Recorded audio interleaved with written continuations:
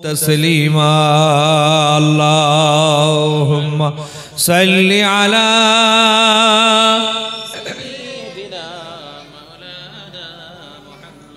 व अला आले।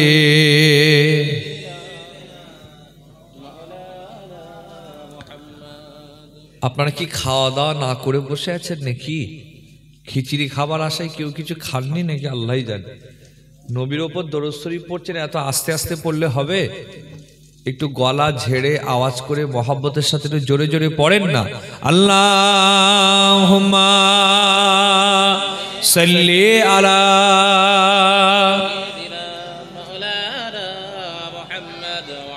ওয়া আলা আলি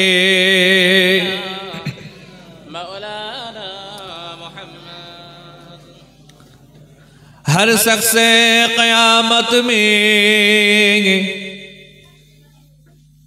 हर शख्स क़यामत में परेशान रहेगा। रो रो के हर एक शख्स मोहम्मद से कहेगा। हर नबियों में शान है मोहम्मद के निराले, उम्मत की जो कश्ती है मोहम्मद के हवाले।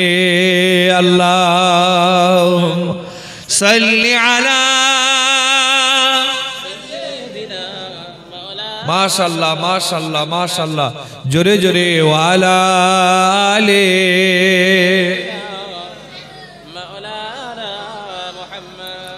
दीनो मिला ईमानो मिला, दीनो मिला ईमानो मिला, पढ़ने के लिए कुरान मिला।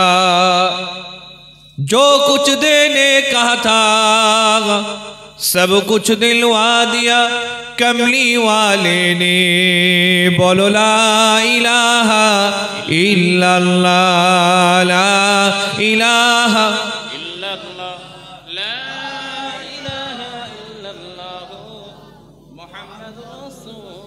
दुरूद शरीफ। अल्लाहुम्मा सल्लि अला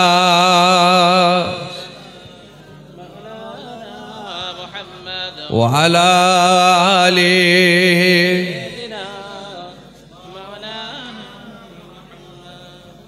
मुझको पिला दे इश्क का जाम, मुझको पिला दे इश्क का जाम। तू आका और मैं हूँ गुलाम। रब के दुलारे तुम ही तो हो, सबके सहारे तुम ही तो हो। रब के दुलारे तुम ही तो हो, सबके सहारे तुम ही तो हो। आए नबी जितनी दुनिया में, आए नबी जितनी दुनिया में, सबसे प्यारे तुम ही तो हो। भेज खुदा ने तुझको सलाम, भेज खुदा ने तुझको सलाम। तू आका और मैं हो गुलाम, मुझको पिला दे इश्क का जाम। तू आका और मैं हो गुलाम। अल्लाहुम्मा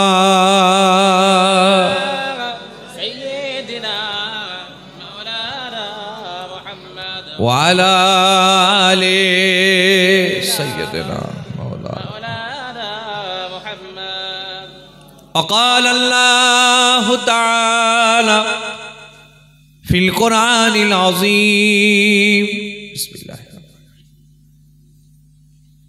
वमा अरसलनाका इल्ला रहमतल लिल आलमीन। सदाकल्लाहुल आज़ीम। प्यारे हाजिरीन,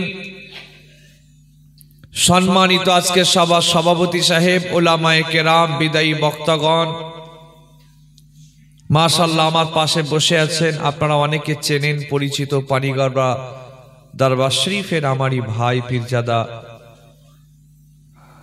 সন্ধ্যার পর থেকে নিয়ে একটার পর একটা ওলামায়ে কেরাম বক্তব্য রেখেছেন। এখন আখরি দোয়া হবে, মোনাজাত হবে।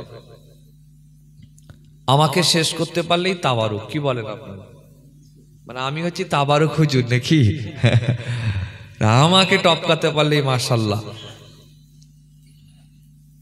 এসেছি আপনাদের খেদমতে সেই ফুরফুরা শরীফ থেকে। নতুন এলাম, আশপাশে চৈতায় এসেছি, কেঁদোতে এসেছি, আপনার কি বলে কড়াপাড়ায় এসেছি, ঠিকঠাক নাম বলছি তো, ঘোড়ারসে এসেছি, আরো আশপাশে টুকটাক গ্রামে এসেছি, বেকিতে এসেছি, চাঁদনগরে এসেছি, কেশবপুরে এসেছি, আল্লাহর শকরে এসেছি। কিন্তু এই মালতীপুরে প্রথম আসলাম। গাঙ্গাটি না? আচ্ছা, এই গাঙ্গাটি মালতীপুরের পাশে গাঙ্গাটিতে প্রথম আসলাম।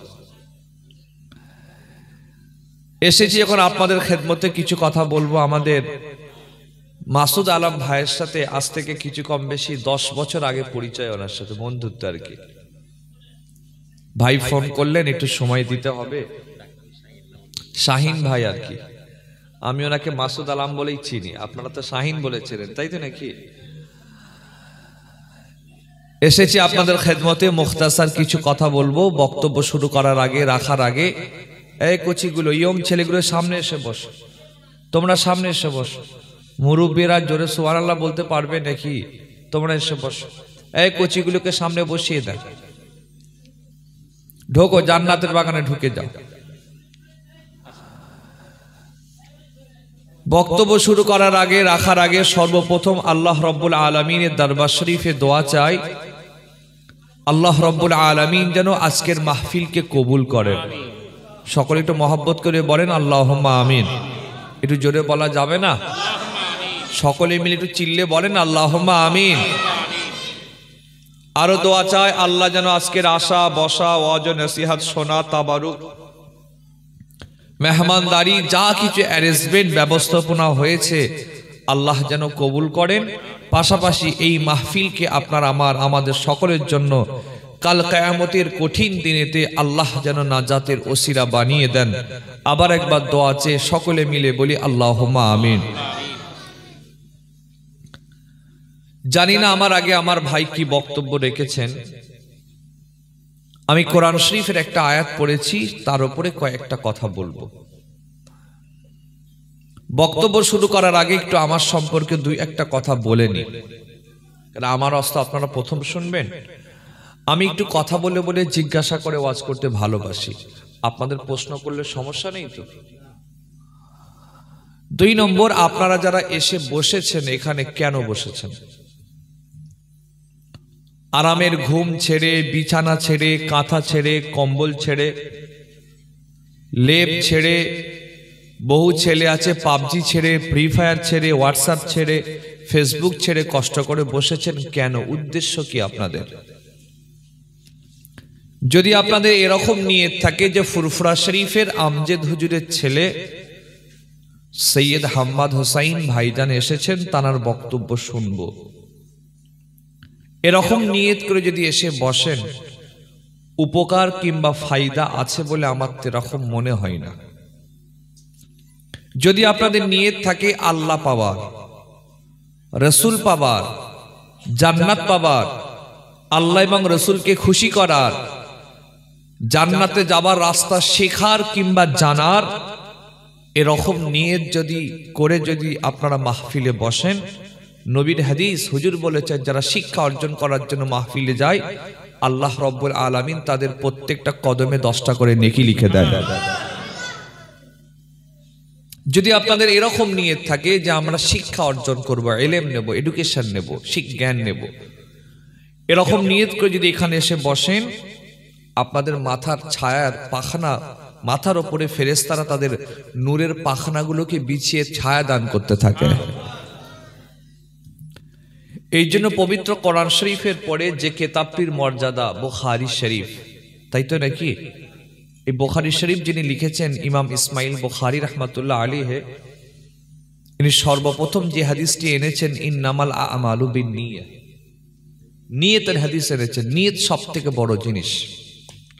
সব কিছু কাজের পূর্বে, আপনি নামাজে দাঁড়াবার পূর্বে নিয়ত করতে হয় না? হয় না? নিয়ত পড়াটা জরুরি নয়, নিয়ত করাটা জরুরি। নিয়ত করতে হবে যে কোনো আমলে, যে কোনো কাজে নিয়ত একটা বড় জিনিস। নিয়তের গুণে আল্লাহ ফায়দা দেয়। তাই যদি আপনারা এখানে বসেছেন এরকম নিয়ত হয় আল্লাহ পাবার, রসুল পাবার, আখিরাত পাবার, শিক্ষা অর্জন করার, জ্ঞান অর্জন করার, আপনারা এখন তালিবুল ইলম। আর তালিবুল ইলমদের মর্যাদা কি? হুজুর বলেছেন আসমান এবং জমিনের মাঝখানে যারা আছে, এমনকি পানির নিচেও যারা আছে, ওরা এদের জন্য আল্লাহর কাছে ক্ষমা চাওয়ার দোয়া চায়। হুজুর বলেছেন সব আল্লাহর দরবার শরীফে দোয়া চায়। সেই মতো একটুখানি মন দিয়ে কথাগুলো শুনবেন। কোরআন শরীফের একটা আয়াত পড়েছি, আল্লাহ রাব্বুল আলামিন কোরআন শরীফে আমার নবী সম্পর্কে অনেক কথা বলেছেন। একটি জায়গায় বলেছেন, হাবিব আমি আল্লাহ রহমানুর রহিম, আপনি হচ্ছেন রাহমাতাল লিল আলামিন। সুবহানাল্লাহ। আচ্ছা, এখানে যতজন বসে আছেন বলেন তো কোরআন শরীফ কত পারা? সবাই মিলে বলেন। 30 পারা। বাচ্চারা হাত তুলবেন না। সিনিয়র যারা আছেন, ইয়ং ছেলে যারা আছেন, কারা কারা কোরআন শরীফ পড়তে জানেন একটু হাত তোলেন তো দেখি। বাচ্চাদের তোমাদের কথা বলি না, 20 বছরের নিচে তাদের হাত, 20-র ওপরে হাত তোলেন। কোরআন শরীফ পড়তে জানেন কারা কারা? 1টা, 2টা, 3টে, 4টা, 5টা। ঠিক আছে, নামিয়ে নেন। দেখেন আপনার এতগুলো মানুষের ভেতরে হাতে গোনা 5 জন, আমি ওটা আর একটু বাড়িয়ে নিলাম, 10 জন মাত্র কোরআন শরীফ জানেন কিংবা পড়েছেন। আর বাকিগুলো কি সুবহানাল্লাহ বলে বলে নামাজ পড়েন নাকি? আপনারা কোরআন শরীফ জানেন না তার মানে ঠিক মতো নামাজ জানেন না। কোরআন শরীফ জানেন না তার মানে ঠিক মতো আপনারা উজু জানেন না, তায়াম্মুম জানেন না, ফরজ গোসল জানেন না। মুরব্বীগুলো বলেন তো গোসলের ফরজ কটা? পিছন দিকের ছেলেগুলো বলেন কটা? 3টে। আর উজুর ফরজ? মাশাআল্লাহ মাশাআল্লাহ। গোসলের ফরজ কটা? 3টে। কি কি? লুঙ্গি, গামছা, সাবান। তাই তো নাকি?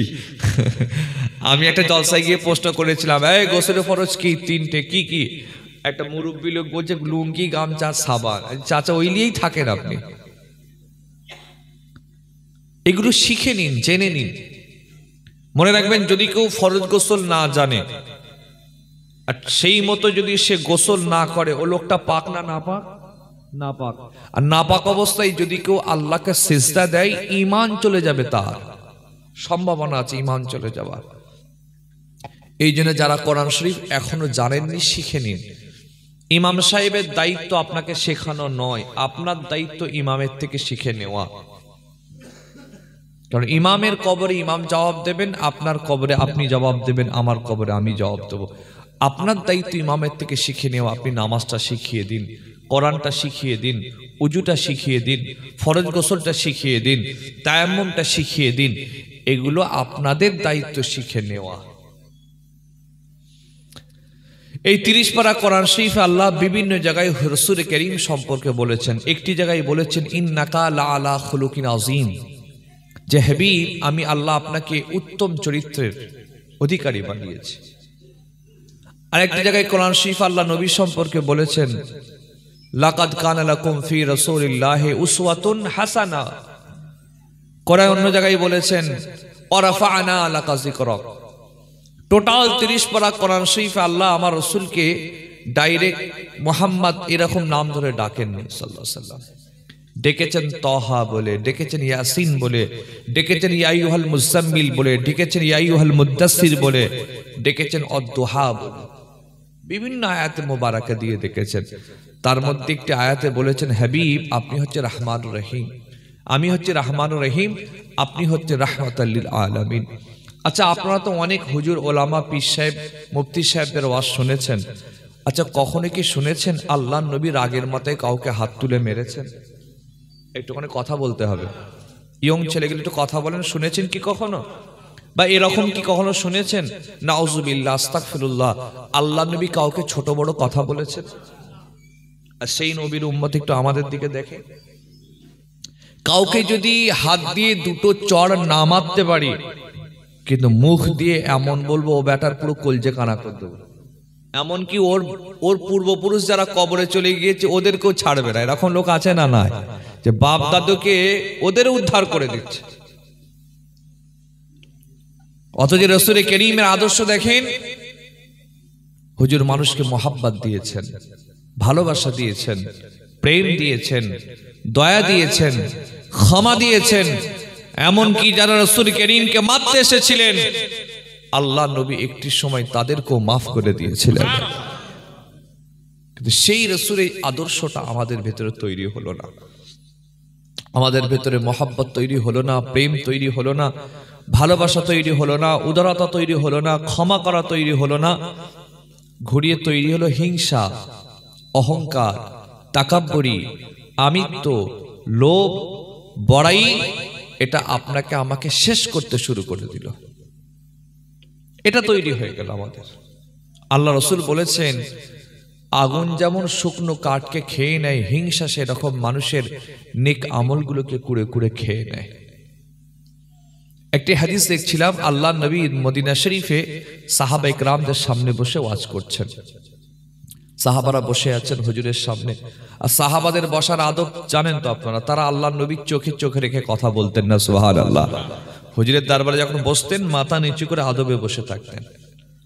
সব সাহাবা ইকরামরা বসে আছেন। আর এটা আপনারা সকলে জানেন, আল্লাহ নবী যখন ওয়াজ করতেন হুজুরের সামনে সাহাবা যেমন থাকতেন, ইহুদি থাকতো, খ্রিস্টান থাকতো, মুনাফিক থাকতো, মাজুসি থাকতো, সব বসে থাকতো। সেরকম একদিন আল্লাহ রাসূলের দরবারে একটা পিছন দিকে ইহুদি ধর্মের একটা ছেলে আল্লাহ নবীর ওয়াজ শুনতে এসেছে। রাসূলুল্লাহর দরবারে প্রথম এসেছেন। একদিন, দুদিন, 3 দিন পার হয়েছে, বেশ কয়েকদিন। ছেলেটি আল্লাহ নবীর দরবারে আসে, পিছনের দিকে বসে, রাসূল করিমের দিকে তাকান, হুজুরের কথাগুলো শোনেন, বাড়ি চলে যান।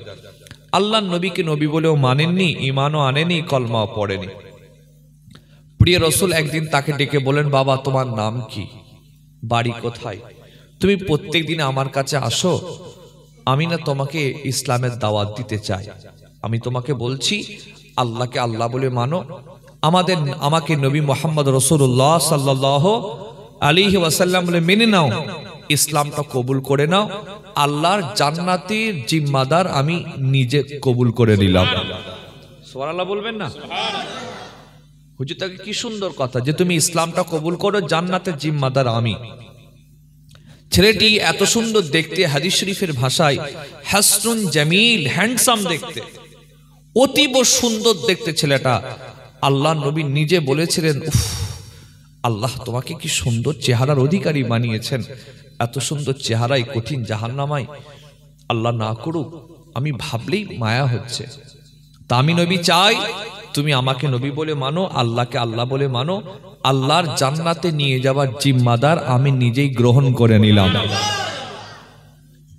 এত সুন্দর, এত বড় অফারটা পাওয়ার পরেও ছেলেটি আল্লাহ নবীর সামনে বসে, মাহফিলে বসে হুজুরের মুখের ওপর কথা জবাব দিয়ে বললেন, মুহাম্মদ সাল্লাল্লাহু আলাইহি ওয়াসাল্লাম, আপনি কি মনে করছেন আপনার সামনে এসে বসা মানেই নবী বলে মানতে হবে?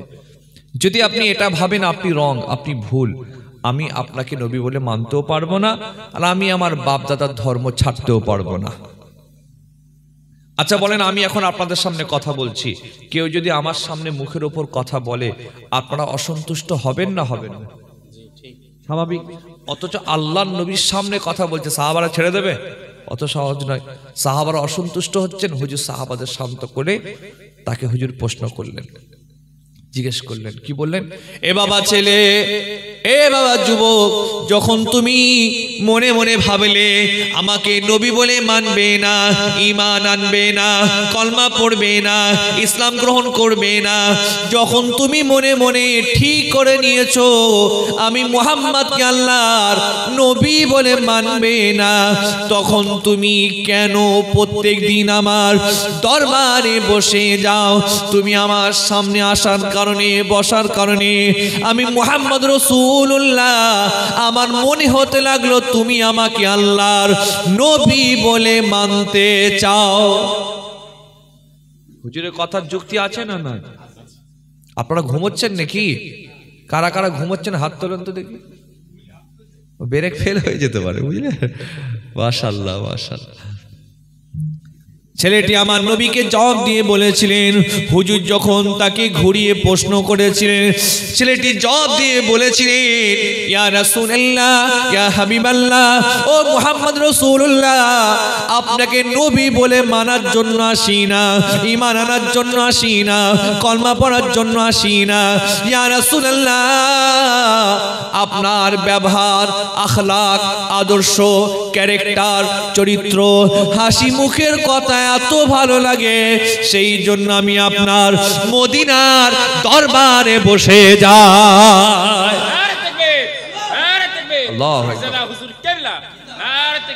আল্লাহু আকবার। এদের কি জোশ কমে গেল নাকি? জোরে ঝেড়ে মারেন না, নারায়ে তাকবীর। আচ্ছা সত্যি কথা বলেন তো, জলসা শেষ হয়ে যাবে, দোয়া হয়ে যাবে, আর আল্লাহু আকবার সুবহানাল্লাহ আওয়াজ বেরোবে? এই কথা বলেন না, খিস্তি বেরোবে, গালাগালি বেরোবে, বিড়ি বেরোবে, গুটকা বেরোবে। আর তাবারুকের যদি দেখে একটা গোসনে হারনে কমিটির গোষ্ঠী উদ্ধার করে দেবে। ঠিক বলছি না ভুল বলছি? হ্যাঁ, এরকম আওয়াজ চাই আমার। বাংলাদেশের মতো আওয়াজ হচ্ছে এটা। আর আমাদের ইন্ডিয়ার লোক ধাক্কা মেরে যেটা আওয়াজ বেরোতে চাইলে না। যা হচ্ছে এখানেই হচ্ছে। তো এখানে যখন হচ্ছে একটু দিল থেকে ভক্তির সাথে, প্রেমের সাথে একটু আওয়াজ করে একটু বলুন তো দেখি সুবহানাল্লাহ, আলহামদুলিল্লাহ। ছেলেটি কত সুন্দর হুজুরকে বললেন, হুজুর আমি আপনার ব্যবহার, আখলাক, আদর্শ, ক্যারেক্টার, চরিত্র, হাসি মুখের চেহারা এত সুন্দর ভালো লাগে, আপনার আকর্ষণে আমি এসে আপনার দরবার শরীফে বসে যাই। হাদিস শরীফে আছে, আল্লাহ নবীকে, তিরমিজির হাদিস, আল্লাহ এত সুন্দর বানিয়েছিলেন, হুজুর যখন হাসতেন আল্লাহ আমার নবীর দুটো দাঁতের মাঝখান থেকে বেহেশতি নূর বার করে দিতেন। রাসূল কারীমের জীবনী পড়লে পাবেন, আল্লাহ নবীর দরবার শরীফে একটা ইহুদি এসেছে, নবীর দিকে তাকিয়েছেন, তাকিয়ে তাকে হুজুরের হুসনে জামালের এত প্রেমে পড়ে গেছেন, পরক্ষণে আল্লাহ রসুলকে বললেন, হুজুর আমি আপনাকে আল্লাহ নবী বলে মেনে নিলাম। অনেক গ্রাম ঘটনা আছে, নবীর চেহারা দেখে নবীর প্রেমে পড়ে মুসলমান হয়েছে। ছেলেটি আমার রাসূলুল্লাহর দরবারে এই কথা বলার পরে হুজুরের দরবার থেকে চলে গেলেন। এই ঘটনা ঘটার পর থেকে কয়েকদিন আল্লাহর নবীর সামনে আসে না, আমার নবীর দরবারে বসে না, আমার নবীর মাহফিলে আসে না, আমার রাসূলুল্লাহর মদিনা মুনাওয়ারার মজলিসে আসে না। একদিন, দুদিন, 3 দিন, 4 দিন, কয়েক মাস পার হয়ে গিয়েছে, আল্লাহর নবীর দরবারে এসে আসে না। আমার নবী একদিন বললেন, সাহাবারা তোমাদের কি সেই যুবকটার কথা মনে আছে? কত সুন্দর দেখতে, খুব সুন্দর চেহারা, সে আমার দরবারে প্রত্যেকদিন এসে পিছন দিকে বসতো, কিন্তু না না না, কয়েকদিন আমার দরবারে আসে না। তোমরা একটু খোঁজ খবর নিয়ে, তালাশ নিয়ে জানাও কেন সে আমার দরবারে আসে না। আমার নবীর অর্ডার শুনে সাহাবারা খোঁজ খবর নিয়ে তালাশ করে আমার নবীর সামনে দাঁড়িয়ে বললেন, ইয়া রাসূলুল্লাহ, হাবিবাল্লাহ, হুজুর খবরটা পেয়ে গিয়েছি, ছেলেটি অসুস্থ, বিমার, শরীর খারাপ হবার কারণে আপনার দরবারে আসে নাই। আমার নবী ওই ছেলেটির অসুস্থতার, বিমানের কথা শোনার সঙ্গে সঙ্গে আমার নবী পাক দাঁড়িয়ে বলেছিলেন, ও আমার সাহাবারা, চলো চলো চলো, আমি রাসূলুল্লাহ ওই যুবকটাকে একবার নিজের চোখে আমি দেখতে চাই।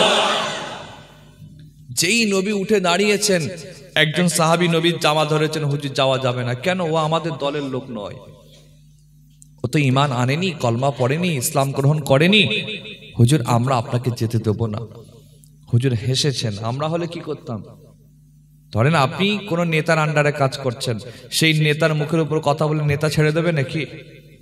ছেড়ে লাথি মারবে।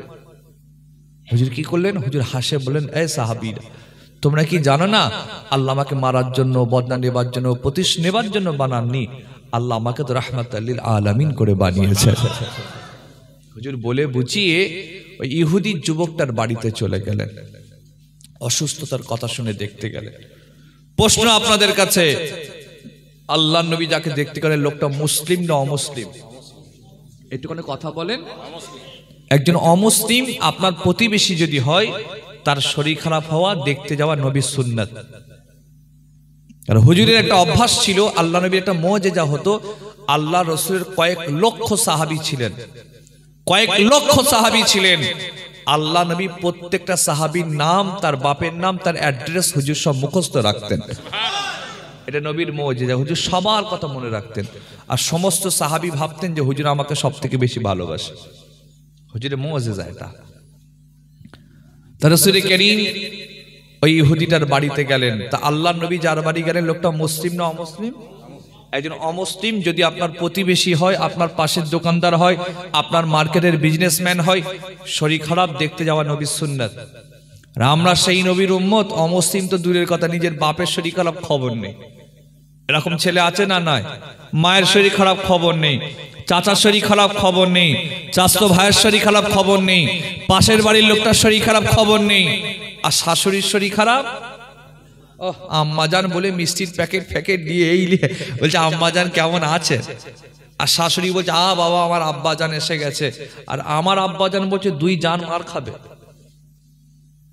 শাশুড়িকে দেখতে যাবেন, মানা করছি না। আচ্ছা, শাশুড়ি আগে না নিজের বাপ মা আগে? সবাই মিলে বলেন। বাপ মার পায়ের তলায় জান্নাত না শাশুড়ির পায়ের তলায় জান্নাত? কি সমাজ এসে গেল! বাপকে বলে বুড়ো, মাকে বলে বুড়ি। হ্যাঁ, এরকমও ছেলে আছে, প্রত্যেক বছরে আজমিরে যায়, ফুরফুরাই যায়, দরবারে যায়। এরকমও ছেলে আছে, বসিরহাটে যায়, পানিগোবরাই যায়, আর যত মাজার আছে ঘুরে ঘুরে বেড়ায়, বাপের ওষুধ কিনে দেয় না। এরকম ছেলে পুলে আছে না? না। ছি ছি ছি ছি ছি। আবার বাপ মরে গেলে ও আবার খানা করবে। তোমার আগে জেন্দা অবস্থায় ট্রিটমেন্টের দরকার ছিল, মরে গেলে খানা করছে। ঠিক বলছি না ভুল বলছিল? জেন্দা অবস্থায় দেখলো না, মরার পরে দেখছে। আস্তাগফিরুল্লাহ। আমার কথা কি খুব কড়া কড়া হয়ে যাচ্ছে? আজ আমাদের সমাজ এটাই। বাপ মাকে কোন এলাকার পাশে শরীর খারাপ খবর নাই না, অথচ হাদিস শরীফে এ আদাতুল মারিজ মানে অসুস্থদের দেখতে যাওয়া সম্পর্কে ফজিলত আছে। রাসূল করিম বলেছেন, অসুস্থ লোককে দেখতে যাও, যতক্ষণ তোমরা তার মাথার দ্বারে বসে থাকবে, দুনিয়াতে নয় আল্লাহর জান্নাতের মাঝখানে বসে থাকবে। অসুস্থ লোক যদি হাত তুলে দোয়া চেয়ে দেয়, অসুস্থ লোকের দোয়া আল্লাহর দরবার শরীফে দ্রুত গতিতে কবুল হয়ে যায়। আর আমরা যদি কারো শরীর খারাপ হয়, দোয়া চাওয়া তো দূরের কথা, উল্টে বলি খোদার মার পড়েছে। বলে না? বলে না যে এমন বার বেড়েছিল, খোদা এমন ঝেড়েছে, বেটাকে ঘরে ঢুকিয়ে দিয়েছে। এটা হিংসার কথা। অথচ হাদিস শরীফের কথা হলো, নবীর কথা হলো, যদি কারো রোগ হয়, আল্লাহ রোগের মাধ্যমে বান্দার জীবনের গোনাকে মাফ করে দেয়। ও বেটার গোনা মাফ হচ্ছে, আর তুমি হিংসা করে তুমি গোনা বাড়াচ্ছ। এই হচ্ছে আমাদের সমাজ। আজ আমি ভাইদের বলে যাচ্ছি, যুবকদের বলে গেলাম, তরুণদের বলে গেলাম, বলেন বাপ মার পায়ের তলায় কি আছে? শুধু জান্নাত, আর কিছু নেই? আর কি আছে? জান্নাত আর বেহেশত একই ভাই। রাইট রাইট, ঠিক বলেছেন। জাহান্নাম আছে, হুমা জান্নাতুকা ওয়া নারুক। তোমাদের বাপ মা জান্নাত, তোমাদের বাপ মা জাহান্নাম। ভালো ব্যবহার করবেন, জান্নাতে যাবেন। খারাপ ব্যবহার করবেন, আল্লাহ না করুক, জাহান্নামায় যেতে হবে। প্রিয় ভাই, বাপ মার দোয়া যেমন কবুল হয়, বাপ মার বদদোয়াও। এর বাপ মার সাথে ভালো ব্যবহার করবেন। আল্লাহ নবী বলেছেন, যাদের ঘরে বৃদ্ধ পিতামাতা রইল, অথচ তাদের সেবা করে আল্লাহর জান্নাত কিনতে পারল না, আল্লাহ লানত হোক। কত বড় কথা হুজুরের। হাদিস শরীফে রয়েছে, একজন সাহাবী আব্দুল্লাহ ইবনে মাসউদ নবীকে প্রশ্ন করেছিলেন, ইয়া রাসূলুল্লাহ, ইয়া হাবিবাল্লাহ, আইয়ুল আমালু আফদালু ইনদাল্লাহ, কোন আমলটা আল্লাহর কাছে সবথেকে বেশি প্রিয়? ইয়া রাসূলুল্লাহ, ইয়া হাবিবাল্লাহ, হুজুর আপনি আমাকে বলে দিন, পৃথিবীতে অনেক আমল আছে, অনেক আমল আছে, কোন আমলটা আল্লাহর কাছে সবথেকে বেশি প্রিয়? আমার নবী পাক সর্বপ্রথম বলেছিলেন, as-salatu লিওয়াক্তিহা, সময় মতো নামাজ আদায় করা আল্লাহর দরবারে সব থেকে বেশি প্রিয় আমার। একটু আস্তে করে বলেন সুবহানাল্লাহ, আর একটু আস্তে করে বলেন সুবহানাল্লাহ। এটা যদি আস্তে হয় একটু জোরে বলেন তো দেখি সুবহানাল্লাহ। টেম্পার ভালোই আছে, সামনে ভোট ফোট আছে নাকি? হুজুর বলেছেন, as-salatu লিওয়াক্তিহা, সময় মতো নামাজ আদায় করা। আজ আমাদের সমাজে দেখেন কত মানুষ আছেন নামাজ পড়লো না 1500 বছর আগে আল্লাহ নবী নামাজের কথা বলেছিলেন। প্রিয় ভাইরা আমার, 1500 বছর পরেও আজকেও কি নামাজের কথা বলতে হবে? ভাবেন, 1500 বছর আগে নবী বলে গেছেন, 1500 পরে এখনো হুজুরদের বলতে হবে নামাজ পড় নামাজ পড়। নামাজের কথা বলছে বিরক্ত হচ্ছে নাকি? এখনো বলতে হবে রোজা রাখ রোজা রাখ, হারাম ছাড়, সুদ ছাড়, ঘুষ ছাড়, এখনো বলতে হবে? বহু ছেলে আছে নামাজ পড়লো না।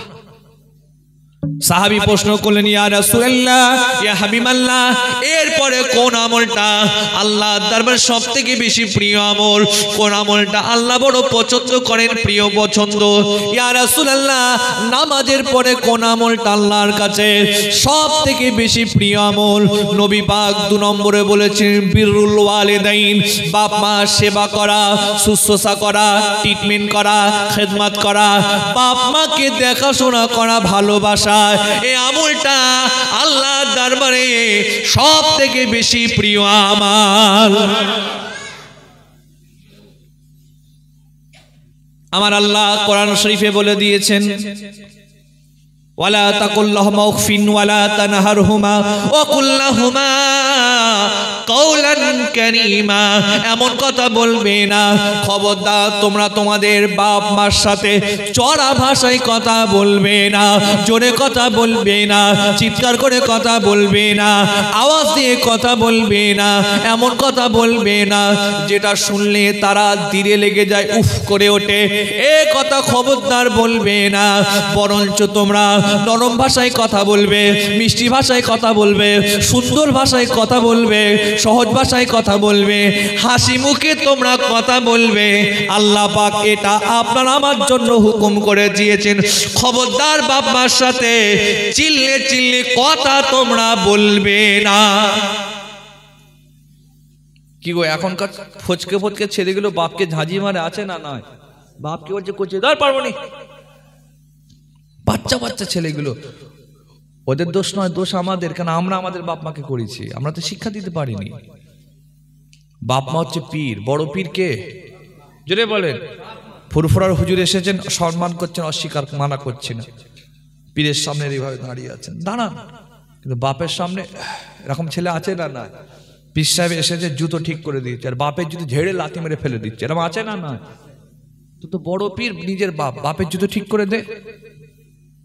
আমি হুজুরদের করছেন মানা করছি না, আপনি তাজিমে করেছেন, মহব্বতে করেছেন, ভালোবাসাই করেছেন, আমি মানা করছি না। কিন্তু আপনার বাপ মার করার দরকার আছে না? না। কত ছেলে আছে বাপ মার সাথে খারাপ ব্যবহার করে। আজ আমি হাম্মাদ বলে যাচ্ছি আপনাদের, আমার দোয়া কবুল হবে কোনো গ্যারান্টি নেই, হতেও পারে নাও পারে। পীর সাহেবের দোয়া, ইমামের দোয়া, মুফতি সাহেবের দোয়া, শায়েখ সাহেবের দোয়া, আমির সাহেবের দোয়া কবুল হতেও পারে নাও পারে, কোনো গ্যারান্টি নাই। কিন্তু আপনার মা আর বাপের যে দোয়া কবুল হবে এর গ্যারান্টি 1500 বছর আগে আল্লাহ নবী তার সোনার জমানে দিয়ে গেছে। আচ্ছা বলেন তো, আল্লাহ নবীর কথা কি মিথ্যা হতে পারে? সেই হুজুর বলেছেন বাপ মার দোয়া দ্রুত গতিতে আল্লাহর দরবারে কবুল হয়। আপনার কারবারের সমস্যা, চাকরিতে সমস্যা, ব্যবসায়ী সমস্যা, পারিবারিক প্রবলেম, আপনার মাকে বলুন দোয়া চাইতে, বাপকে বলুন দোয়া চাইতে। আরে মিয়া, ও বাপ মার দোয়া দ্রুত গতিতে আল্লাহর দরবার শরীফে কবুল হয়ে যায়। আমরা বাপ মার কাছে আগে যাই না, মাজারে আগে যাই। মাজারে যাচ্ছে, হুজুরের কাছে যাচ্ছে, এরকম করে ওয়াজ করলে তো আমার কারবারে লস হয়ে যাবে। হ্যাঁ, পীর সাহেবের কাছে আপনি যান, মানা করছেন, কিন্তু মা বাপকে বলেন, জিন্দা পীরকে বলেন যে একটু দোয়া করেন। রাসূল করিম ওই অসুস্থ যুবকটির বাড়ি পৌঁছে গেলেন। আল্লাহ নবী তার বাড়ি যখন পৌঁছে গেলেন, ছেলেটির অবস্থা দেখে নবী পাকের মনটা খারাপ, চোখ দুটো চলচল করছে। কি সুন্দর দেখতে ছিল, কত সুন্দর চেহারা। রোগের কারণে চেহারা তার নোংরা হয়ে গিয়েছে, ময়লা হয়ে গিয়েছে। আমার নবীর চোখ দুটো ছলছল করে। আমার নবী পাক তার মাথার দ্বারে বসে গিয়ে মোহাব্বতের হাত, ভালোবাসার হাত, প্রেমের হাত, দয়ার হাতটা বুলিয়ে বলেছে, লা বাসা তুহুরু ইনশাআল্লাহ। হে যুবক, তুমি চিন্তা করবে না, পেরেশান তুমি হবে না, আমি নবী বলে দিলাম ইনশাআল্লাহ তুমি ভালো হয়ে যাবে। জোরে হবে না? পিছন দিকে ছেলেগুলো একটু জোরে বলবে না সুবহানাল্লাহ? আচ্ছা সুবহানাল্লাহ বলে লাভ আছে না লস আছে? কি লাভ? 1 নম্বর 10টা করে নেকি হয়, 2 নম্বর 10টা করে জীবনের ছোট গুনাহ আল্লাহ মাফ করে দেন। এই যারা প্যান্ডেলে বসে আছেন, বাইরে যারা আছে ওদের কথা বলতে পারছি না, ওদের ঘাড়ে শয়তান মুতে দিয়েছে, যাসনি, চা খা, বিড়ি খা, পাঁপড় খা, গুটকা খা, পাবজি খেল, ফ্রি ফায়ার খেল, এরকম ছেলেপুলে আছে না? নাই। যখন ইয়া নবী করবে ঠেলে উঠবে, শয়তান মুতে দিয়েছে, যাসনি, এই সমস্ত কর। কিন্তু আল্লাহ শুকর, আপনারা শয়তানের গালে চড় মেরে দুনিয়ার জান্নাতে চটে বসেছেন। বিশ্বাস করুন, এখানে বসার কারণে আপনাদের নেকি যেমন হচ্ছে, পাশাপাশি আল্লাহ জীবনের ছোট ছোট গুনাহগুলোকে মাফ করে দিচ্ছে। এই সুবহানাল্লাহ বলছেন 10টা নেকি 10টা গুনাহ মাফ। খুশি না বেজার? তাহলে একবার খুশি করে বলুন তো দেখি সুবহানাল্লাহ। 20টা নেকি হলো 20টা গুনাহ মাফ হলো। আর একবার বলুন সুবহানাল্লাহ। 30টা নেকি হলো 30টা গুনাহ মাফ হয়ে গেল, আলহামদুলিল্লাহ। এই যে তাসবিহ হচ্ছে, হাঁটতে বসতে চুরতে, আপনি এখান থেকে মালতীপুর বাজারে যাচ্ছেন, হ্যাঁ আপনাদের মাটিয়াই যাচ্ছেন, আপনি কি করবেন? সাইকেল নিয়ে যাচ্ছেন, বাইকে যাচ্ছেন, কি করতে করতে? তাসবিহ পড়তে পড়তে যান, দরুদ শরীফ পড়তে পড়তে যান, কালমা শরীফ পড়তে পড়তে যান, সুবহানাল্লাহ পড়তে পড়তে যান। জি, আপনার 10টা নেকি হচ্ছে, 10টা গুনাহ মাফ হচ্ছে। কিন্তু আমরা তো নিজের মনে ভাবতে ভাবতে, তারপরে এইখানে এই কারবারটা, এখানে কি ঠিক বলছি না ভুল বলছি গো, এই করতে করতে যাচ্ছে। রাসূলুল্লাহ তার মাথার ধারে বসে গিয়ে মোহাব্বতের হাত বুলিয়ে দোয়া চেয়ে বলতে লাগলেন, এ বাবা ছেলে, তুমি আমার দরবারে প্রত্যেক দিন আসতে, আমার সামনে বসতে, পিছন দিকে বসতে, আমার বক্তব্যগুলো শুনতে, আমার দিকে তাকাতে। আমি নবী তোমাকে প্রত্যেক দিন আমার মদিনার দরবারে দেখতাম, কিন্তু না না কয়েকদিন তোমাকে দেখতে পাই নাই। আমার মনে হতে লাগলো কি ব্যাপার, কেন তুমি আমার দরবারে আসো না? আমি খবর নিলাম, তালাশ করলাম, সাহাবাদের বললাম তোমরা একটু খবর নাও, কেন আসছে না? সাহাবারা খবর নিয়ে আমাকে যখন বলল তুমি অসুস্থ, বিমার, আমি মুহাম্মদ আর দেরি করতে পারলাম না, তোমার দিদারে চলে এলাম। আমার নবী এমন করে বলছেন, আর যুবকটির গায়ে মোহাব্বতের হাত, ভালোবাসার হাত, প্রেমের হাত, দয়ার হাত বুলিয়ে দিচ্ছেন। ওই যুবকটি আমার নবীর দোয়া পেয়ে, আমার নবীর ছোঁয়া পেয়ে, আমার নবীর মোহাব্বত পেয়ে দুটো চোখ দিয়ে পানিটা গড়িয়ে যায়। নিজের পাশে দাঁড়িয়ে থাকা বাপের দিকে তাকিয়ে তাকিয়ে বলে, ও আব্বা জান, আপনি অনুমতি দিন, পারমিশন দিন, আমার দিল চাই, আমার মন চাই, আমার অন্তরটা চাই এই মুহাম্মদকে আল্লাহর নবী বলে মানতে চাই।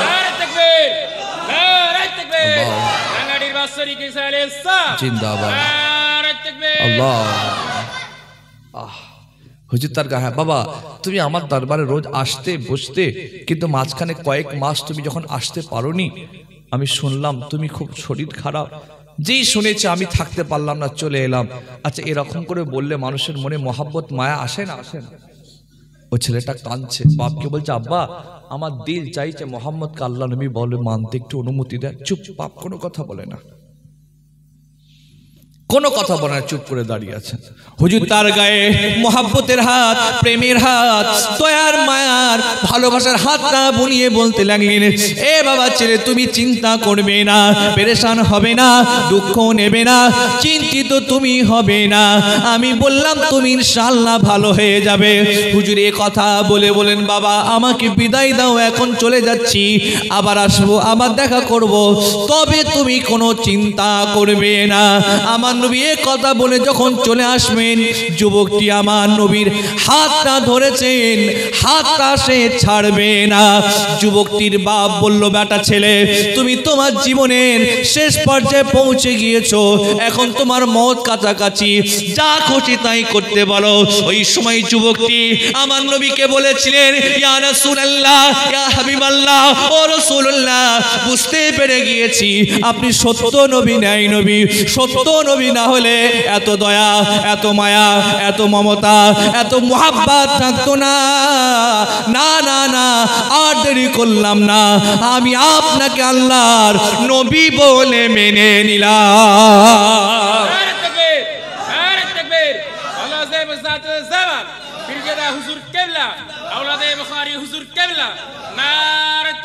আল্লাহ আল্লাহ, ভাইরা আমার, বলেন ইসলাম তামাম পৃথিবীতে ছড়িয়েছে তলোয়ারি দিয়ে? এই তাড়াতাড়ি উত্তর দেন। খুন খারাপি করে, মার্ডার করে, যুদ্ধ জিহাদ করে? কিভাবে?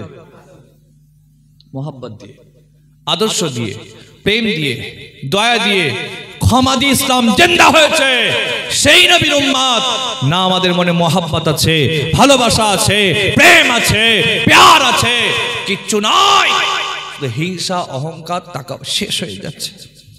একটা লোকের দুতলা হচ্ছে, তার পাশের লোকটার ফাটছে। কথা ঠিক না বেঠিক? ওর যত বাড়ছে আমার তত ফাটছে। আমি রাগের মাথায় বলেই ফেললাম, আল্লাহ কি তুমি কানা? নাউজুবিল্লাহ, আস্তাগফিরুল্লাহ। ওকে একাই দেখতে পেলে, আমাকে পেলে না। আমি তো হিংসুক, ছোট মন। আমার বলা উচিত ছিল, আল্লাহ আপনি ওকে যেমন দিচ্ছেন দিন, আপনি আমাকেও দিন। তাই তো নাকি গো? আল্লাহর ভান্ডারে কি কম আছে? কিন্তু আমি তো হিংসুক। আমি আল্লাহ ওকে একাই দেখতে পেলে। এক হুজুরের যদি বেশি জলসা হয়, আর এক হুজুরের কি কষ্ট হয় না? হয় না? ও হুজুর আবার বাঁশ দিবার চিন্তা করে। ওই হুজুরের বলা দরকার ছিল, তো আল্লাহ আপনি ওকে দিয়েছেন, আমারই তো ভাই, দিয়েছেন আলহামদুলিল্লাহ, আল্লাহ আপনি আমাকেও দিন। ঠিক বলছি না ভুল বলছি গো? পাশাপাশি দোকানদার, একটা দোকানের কারবার খুব ভালো চলছে, পাশের দোকানের কারবার আস্তে আস্তে চলছে। ও দোকানের হিংসা হবে না? হবে না? আবার তাবিজ করবে, তাবিজ করে কারবার সব আমার কাছে কোস্ট, সব কাস্টমার আমার কাছে চলে আসে। কি সব খব্বিশ বেরিয়েছে। এই হচ্ছে আমাদের হাল। হিংসা, অহংকার, তাকাব্বুরি, আমিত্ব, লোভ শেষ করে ফেললো আমাদের।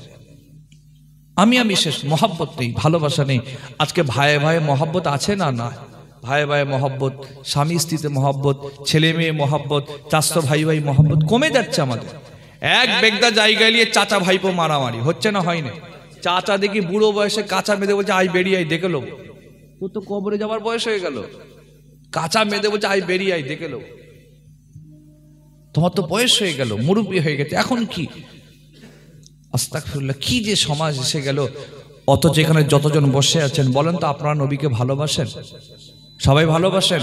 হাত তুলতে হবে না, শুধু আওয়াজটা জোরে দেন। আপনারা কি আমার নবীকে ভালোবাসেন?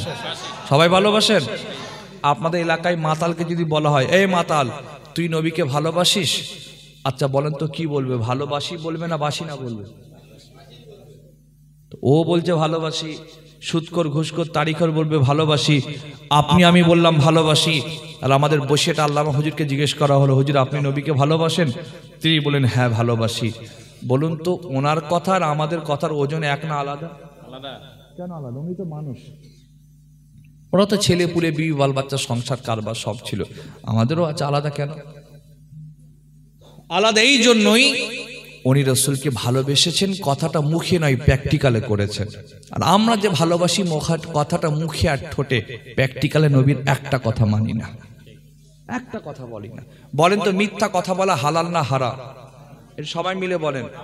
এই কোচিগুলো যারা দাঁড়িয়ে আছে, তোমরা এইখানটা ফাঁকা আছে, চলে এসো, চলে এসো, চলে এসো, ভেতরে চলে এসো, এসো জান্নাতের বাগানে ঢুকে পড়ো, এসো। যে সব বসে যাবেন।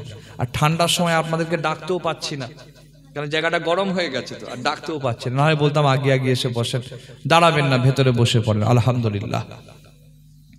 বলেন মিথ্যা কথা বলা হালাল না হারাম? কচিরা বলো হালাল না হারাম? আমাদের সমাজে মিথ্যা কথা বলার লোক বেড়েছে না কমেছে? জোরে বলেন, বেড়েছে না কমেছে? আর যারা বলে, যারা মিথ্যা কথা বলে, ওরা হালাল মনে করে বলে না হারাম মনে করে বলে? হ্যাঁ, হারাম ফারাম ভাবে না, মনে করে হালাল কাজ করছে। এই তো আমাদের সমাজ। সব নবীর কথা কেতাবেই রয়ে গেল, প্র্যাকটিক্যালে মানি না। নেতা আমাদের মতো আমলোকের কথা বাদ দেন, হুজুররা মিথ্যা কথা বলে। ঠিক বলছি না ভুল বলছি গো? হুজুররা মিথ্যা কথা বলে, সে যেই হুজুর হোক, ফুরফার হুজুর হোক, বসে সব হুজুর মিথ্যা কথা বলছে এখন। আর নেতাদের কথা বাদ দেন, ওরা তো শুরু করে মিথ্যে দিয়ে, শেষ করে মিথ্যে দিয়ে, ওদেরটা হিসাবের বাইরে রেখে দিলাম। আমার তো হুজুরগুলো কাঁচা কাঁচা মিথ্যা কথা বলছে, আশ্চর্য। এমনি বল স্টেজে বলছে, অথচ মিথ্যা কথা বলে হারাম, কেতি হারাম আমরা মনেই করি না। খিস্তি পাড়া, গালাগালি করা, এটা হালাল কাজ না হারাম কাজ? সবাই মিলে বলেন। একটা করে খিস্তি পারলে 10টা করে নেকি তো? এই কথা বলেন। কিন্তু আমাদের সমাজে খিস্তি পাড়ার লোক কমেছে না বেড়েছে? যারা পারে ওরা কি হালাল মনে করে পারে না হারাম মনে করে পারে? সব কাটা হালাল মনে করে, হারাম কেউ মনে করে? মনে করলে জীবনে পারত নি। মনে করেন 2-4টে না মারলে কেউ কথা শোনে না। এমনকি অনেকে আমাদেরকে শুনিয়েছে, ভাইজান লেবার শ্রেণী নিয়ে কাজ করি, দু চারটে না ঝাড়লে বেটারা কথা শুনতে চায়, যে এই দু চারটে ঝেড়ে দেবো ঠিক কথা শুনছে। এই কথাটা কি সত্য না মিথ্যা? কি সমাজ এসে গেল। আল্লাহ আমাদেরকে ক্ষমা করে দিক, মাফ করে দিক। সকলে বলি আল্লাহুম্মা আমিন। ভাই, মানুষকে ভালোবাসেন, সবাই মরে যাব। হুজুরের আদর্শ এটাই ছিল। ভাই আমার, বুখারীতে একটা হাদিস দেখছিলাম, আল্লাহ নবী একটা জানাজাতে দাঁড়িয়ে রয়েছেন, এমন সময় একটা ইহুদি ছুটে দৌড়ে গিয়ে জানাজার ময়দানে, হাজার হাজার সাহাবা সেখানে দাঁড়িয়ে, একটা ইহুদি ছুটে দৌড়ে চলে গিয়ে আমার নবী পাকের গলায় গামছা দিয়ে টান দিয়ে বলেছিলেন, ও মুহাম্মদ, টাকা নিয়েছো, দেবার কথা কি তোমার খেয়াল নাই? হাদিসটি বুখারীতে আছে। আপনারা বলেন, আল্লাহ নবীর গলায় গামছা দিয়ে টান দেবে, আমার নবীর সাহাবারা কি তাকে ছেড়ে দেবে? তাড়াতাড়ি উত্তর দেন। ওখানে আবু বকর সিদ্দিক দাঁড়িয়ে, ওমর দাঁড়িয়ে। ওমর ফারুক নরম মানুষ না গরম মানুষ? ওহ বাবা, অন্যায়ের বিরুদ্ধে গরম, এমনি নরম ছিলেন উনি। ওনার জীবনীতে দেখছিলাম, একটা রাস্তায় কুটি পড়ে আছে, ওই কুটি তুলে নিয়ে কাঁদছেন আর বলছেন, এই কুটি, তোর নসিব কত বড়। কেন? তোকে কিয়ামতে দাঁড়াতেও হবে না, তোকে আল্লাহর সামনে দাঁড়াতেও হবে না, তোর হিসাবও নেই, তোর জান্নাতও নেই, জাহান্নামও নেই, কিন্তু আমি ওমরকে হিসাব দিতে হবে। তোর নসিব কত বড়। ওমর ফারুক কেঁদেছিলেন, অন্যায়ের বিরুদ্ধে বিশাল গরম। ওমর ফারুকের জীবনীতে দেখছিলাম, আমরা আল্লাহকে দোয়া চেয়ে বলি, আল্লাহ ইবলিস শয়তান থেকে বাঁচান, ও ইবলিস শয়তান বলে, আল্লাহ আপনি আমাকে ওমর ফারুক থেকে বাঁচান। সুবহানাল্লাহ, সুবহানাল্লাহ, একটু আস্তে করে বলেন। ওমর ফারুকের জীবনী পড়লে পাবেন, হুজুর যেই রাস্তা দিয়ে হেঁটে যেতেন, শয়তান পর্যন্ত ওনার ভয়ে ওই রাস্তা ছেড়ে পালিয়ে যেত। এরকম পাওয়ারফুল মানুষ ছিলেন। হাদিস শরীফে ওমর ফারুক সম্পর্কে অনেক মানাকিব ফাজিলত হাদিস শরীফে বর্ণনা আছে। একটা দেখছিলাম, আল্লাহ নবী একদিন আম্মাজান আয়েশা সিদ্দিকাকে নিয়ে, হুজুর মাঝে মাঝে আম্মাজানদেরকে রাস্তায় বার হতেন না? হতেন না? রাতের বেলায় আল্লাহ নবী মাঝে মাঝে আম্মাজানদেরকে নিয়ে ঘুরতে বেরোতেন। নিজের স্ত্রীকে নিয়ে রাতের বেলায় মাঝে মাঝে ঘুরতে বার হওয়া, এটা প্রিয় নবীর সুন্নাত। সুবহানাল্লাহ বলেন। যারা বিবাহিত আছেন, জীবনে একবার হলো করবেন। মুরব্বী চাচাগুলো কি একবার করে নেন? হ্যাঁ, এখনো সময় আছে, একবার করে নেন। আল্লাহ নবীর দিকে তাকিয়ে করবেন, নবী করেছেন তাই একবার করবেন। তবে আমার যুবক ভাইয়েরা, আপনারাও আমলটা করবেন, স্ত্রীদেরকে নিয়ে মাঝে মাঝে রাতের বেলা বার হবেন, ছাদে যাবেন, নবীর দিকে তাকিয়ে করবেন। তবে হ্যাঁ, স্ত্রী যেন নিজের হয়, পরের যেন না হয়। এতে দুনিয়াতেও মার আর খবরও মার। আমাদের ছেলেদের খুব স্বভাব খারাপ। হ্যাঁ, ঘরেরটাকে ভালো লাগছে না, ঠিক বলছে না ভুল বলছে? যে বলছে ঠিক বললেও ঠিক, না বললেও ঠিক, এই হচ্ছে আমাদের সবার। আল্লাহ নবী একদিন আম্মা আয়েশাকে নিয়ে বার হয়েছেন। আম্মাজান আয়েশা সিদ্দিকা বসেছেন, রাসূলুল্লাহ বসে গেছেন। আল্লাহ নবী আম্মাজান আয়েশা সিদ্দিকা রানে মাথা দিয়ে শুয়ে পড়েছেন, আর আম্মা আয়েশা সিদ্দিকা আল্লাহ নবীর চুল মুবারকে মহব্বতের হাত বুলাচ্ছেন। স্বামী স্ত্রী তো। আর সেই সময়, সেই দিনে আসমানে তারাকা ফুটেছিল, অসংখ্য অগণিত তারা। আম্মা আয়েশা বলেন, হুজুর একটা প্রশ্ন করব। বলো আয়েশা, কি প্রশ্ন? তুমি তো সবসময় যখনই সুযোগ পাই তখনই সওয়াল করো আমাকে, দেখি তোমার কি সওয়াল আছে, প্রশ্ন আছে। হুজুর, আসমানে যে অসংখ্য অগণিত তারা আছে, এই তারকা পরিমাণ সওয়াব আল্লাহ কি কারো নামায় আমালে দিয়েছেন? হুজুর বলেন, আয়েশা, অসংখ্য অগণিত তারকা পরিমাণ সওয়াব আল্লাহ যদি কারো নামায় আমালে দেন, সেটা আমার ওমরের নামায় আমালে দিয়েছেন। এরকম পাওয়ারফুল ছিলেন। কোরআন শরীফে ইসলামের অনেক হুকুম এসেছে ওমর ফারুকের ওসিলায় আল্লাহ দিয়েছেন, অনেক ইসলামের হুকুম। সেই ওমর ফারুক রাগী মানুষ তো, নবীর গলায় গামছা দিয়ে টান দিয়েও যায়, মুহাম্মদ সাল্লাল্লাহু আলাইহি ওয়াসাল্লাম, টাকা নিয়েছো, দেওয়ার কথা খেয়াল নেই। রাগী লোক, কোমর থেকে তলোয়ারটা তুলে মারতে যাবেন, হুজুর বলেন, মাহলান ওমর, থামো, দাঁড়াও, স্টপ, খবরদার, একে তুমি মারবে না, নাবিয়ে নাও। রাসূল যেই বললেন ওমর ফারুক তলোয়ারটা নাবিয়েছেন, রাগ সামলাতে পারেননি, ওই ইহুদিটিকে নিজের জবান দিয়ে যা খুশি তাই বলতে লাগলেন। বলেন তো আপনারা, হাতের মারের তেজ বেশি না জবানের মারের তেজ বেশি? হাতে মারলে ওপরে লাগে, মুখে মারলে ভেতরে লাগে, ঠিক বলছো নাকি? পুরো ভেতরে লাগে। रसूल करीम देखलेन ओमर फारूक ইহুদিকে যা খুশি তাই বলতে লাগলেন।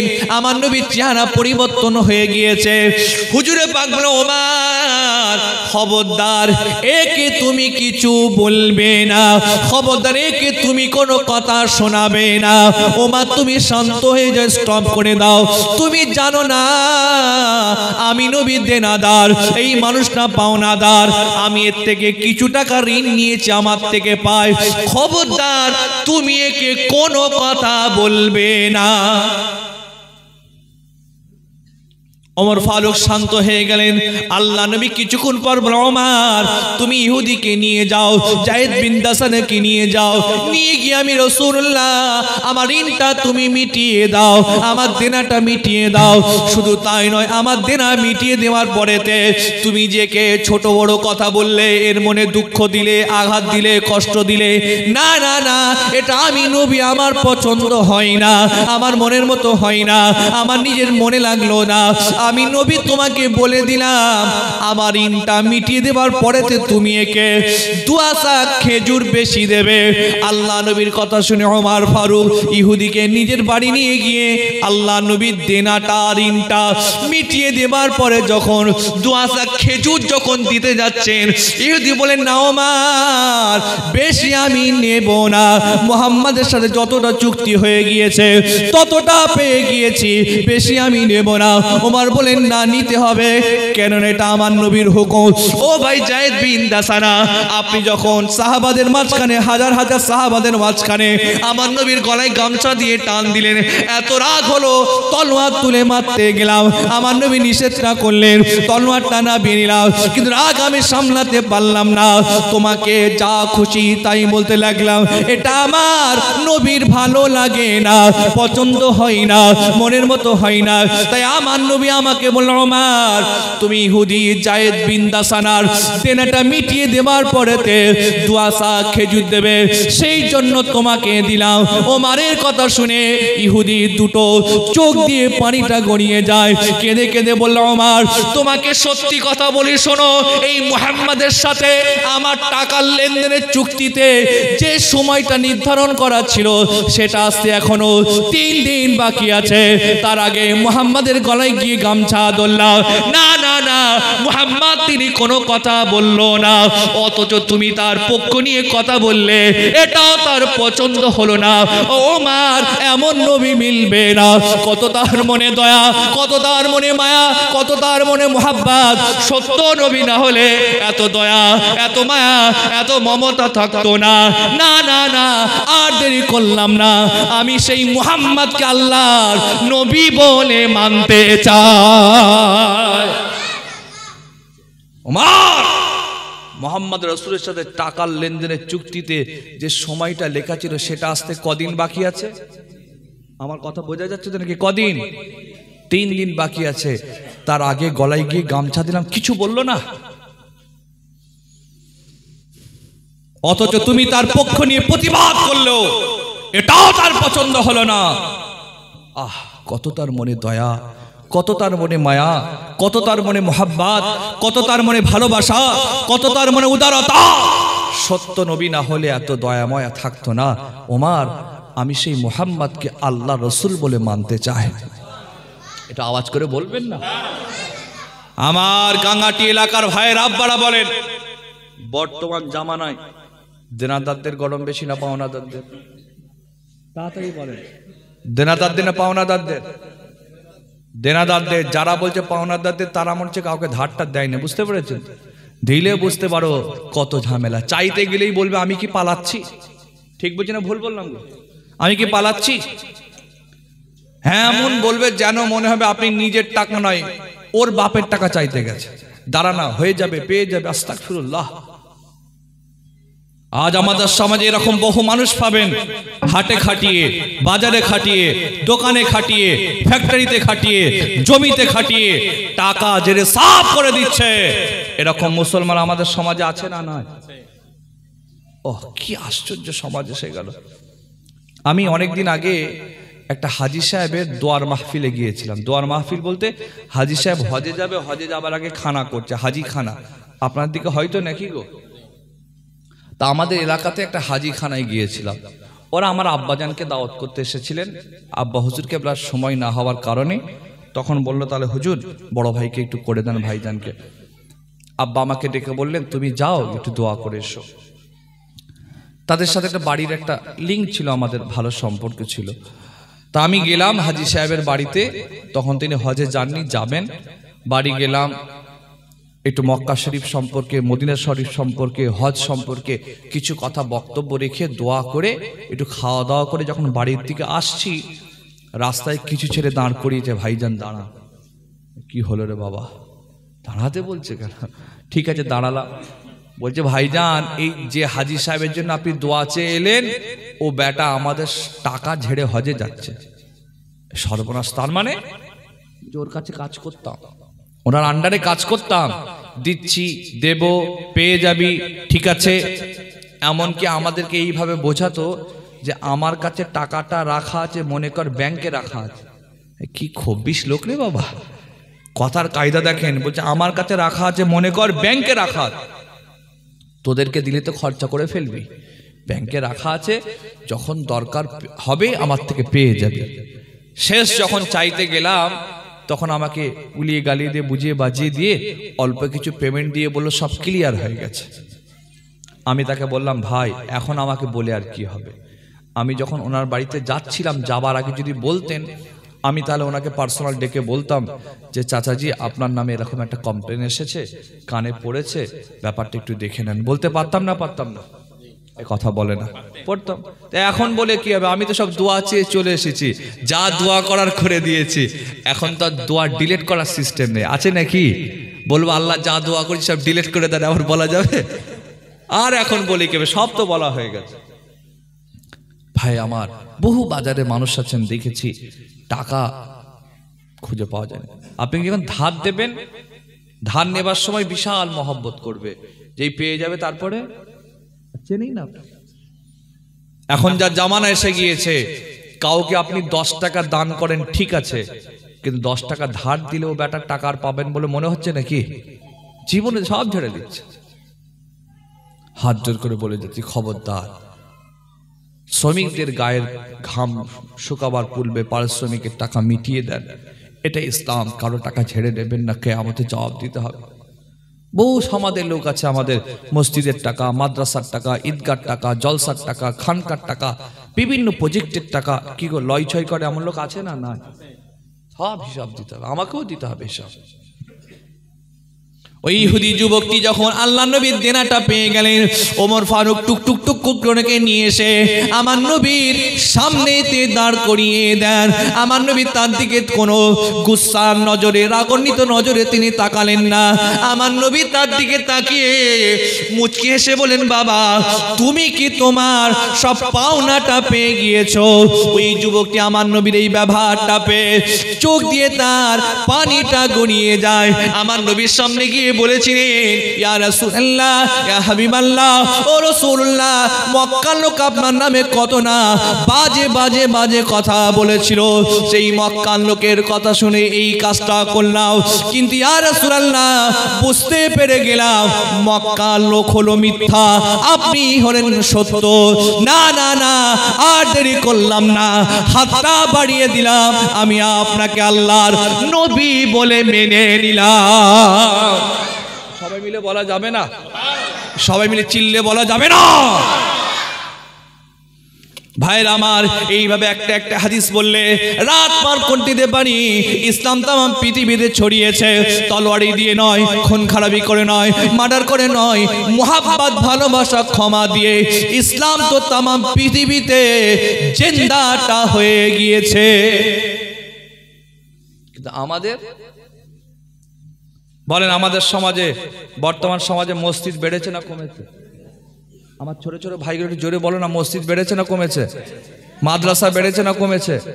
জলসা বেড়েছে না কমেছে? ঈদগাহ, খানকা, হুজুর, মৌলভী সাহেব, পীর সাহেব, বক্তা, পীরজাদা, ভাইজান আমাদের সমাজে বেড়েছে না কমেছে? ঘুরিয়ে বলুন তো, হারামখোর বেড়েছে না কমেছে? কি হলো, আওয়াজ আসতে কমে গেল কেন? হ্যাঁ তোরাই বল, তোর বাপেরা বলবে না। কি গো, হারামখোর বেড়েছে না কমেছে? মাতাল, সুদখোর, ঘুষখোর, তাড়িখোর, গাঁজাখোর বেড়েছে না কমেছে? এলআইসি, সমিতি, বন্ধন, জীবন বীমা, গ্রুপ লোন বেড়েছে না কমেছে? আর লটারির টিকিট কাটার লোক, ওটা তো হালাল নাকি? যদি কেউ বিসমিল্লাহ বলে কাটে হবে না? আবার কিছু কিছু খব্বিশ বলছে বিসমিল্লাহ বলে মার, যদি লেগে যায়। কি আশ্চর্য সমাজ এসে গেল। ছেলেগুলো কাটে কাটে, এখন দেখছি মেয়েরাও কাটছে। বলেন লটারির টিকিট কাটা হালাল না হারাম? সবাই মিলে জোরে বলেন। যদি কেউ বিসমিল্লাহ বলে কাটে ঈমান চলে যাবে, বেঈমান হয়ে যাবে। মাসালাটা শিখে নিন। মদ, সুদ, ঘুষ, এই ঘুষকে আমাদের সমাজের লোক এখন মনে করছে হাদিয়া। কোনটা ঘুষ আর কোনটা হাদিয়া লোক চেনে না। লোক মনে করে হাদিয়া দিচ্ছে, গিফট দিচ্ছে, ও বেটা তোকে ঘুষ দিচ্ছে।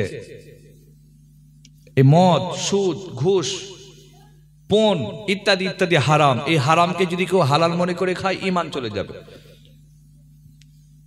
কিন্তু আজ আমাদের সমাজে লটারির টিকিট, ছি ছি ছি, এমনও কিছু খব্বিশ শয়তান বেরিয়েছে ফুরফুরাই গিয়ে টিকিট কাটছে। বলছে যদি দাদা হুজুরের দোয়া লেগে যায়। দাদা হুজুর দোয়া করবে না বদদোয়া করবে? আমি আমার নিজের চোখে দেখা, কিছুদিন আগে আমাকে দাওয়াত করতে এসেছিল। কষ্ট হচ্ছে নাকি আপনাদের? কিছুদিন আগে আমাকে দাওয়াত করতে এসেছিল, জায়গার নাম আমি বলছি না, যেহেতু চ্যানেলওয়ালারা, ক্যামেরা, ইউটিউবার ভাইয়েরা আছেন তাই বলছি না। দাওয়াত করতে এসেছিল আমাকে আসরের সময়। আমি আসরের নামাজ পড়ে দাওয়াতটা লিখলাম। এবার আমার জলসায় যাওয়ার সময় আমি গাড়িতে উঠে পড়েছি, জলসাতে যাব। তারাও হেঁটে হেঁটে বাড়ির দিকে, এবার গাড়ি ধরে বাড়ির দিকে যাবে। আমাদের বাড়িটা আপনারা অনেকে জানেন, অনেকে জানেন না। দাদা হুজুরের মাজার শরীফ পার করে এসে ছোট হুজুরকে মাজার শরীফ, ঠিকঠাক বলছি তো নাকি? ছোট হুজুরের মাজার শরীফটা পার করে তালতলাহাট পোল কিংবা ব্রিজ আছে একটা, ওটা পার করে ডান দিকে একটু ভেতরে ঢুকতে হয়। ফুরফুরার প্রতিষ্ঠাতা সৈয়দ হোসাইন বুখারী হুজুরের মাজার শরীফ, বিশাল লম্বা 12 হাতের, দেখেছেন তো আপনারা? ওখানে আমার বাড়ি। তো একটু ভেতরে ঢুকতে হয়। তা ভাইয়েরা হেঁটে হেঁটে এইটা দিক দিয়ে গিয়েছে, আমি একটু ঘুরে গাড়ি নিয়ে যাচ্ছি। ওই যে ভেতরে ঢুকতে হয়, ওখানের উল্টো দিকে একটা অমুসলিম ভাই লটারির টিকিটের দোকান দেয়। আমি ফুরফুরার ছেলে চিনি। তা আমি গাড়ি নিয়ে ঘুরে গিয়ে দেখছি যারা আমাকে দাওয়াত করতে এসেছিল ওদের মধ্যে একটা গ্রুপ ওই টিকিটের দোকানের সামনে দাঁড়িয়ে আছে, আর একটা গ্রুপ কিছুটা দূরে দাঁড়িয়ে আছে। যারা দূরে দাঁড়িয়ে আছে ওদের কাছে গিয়ে সালাম দিয়ে বললাম, ওরা কি করছে এখানে?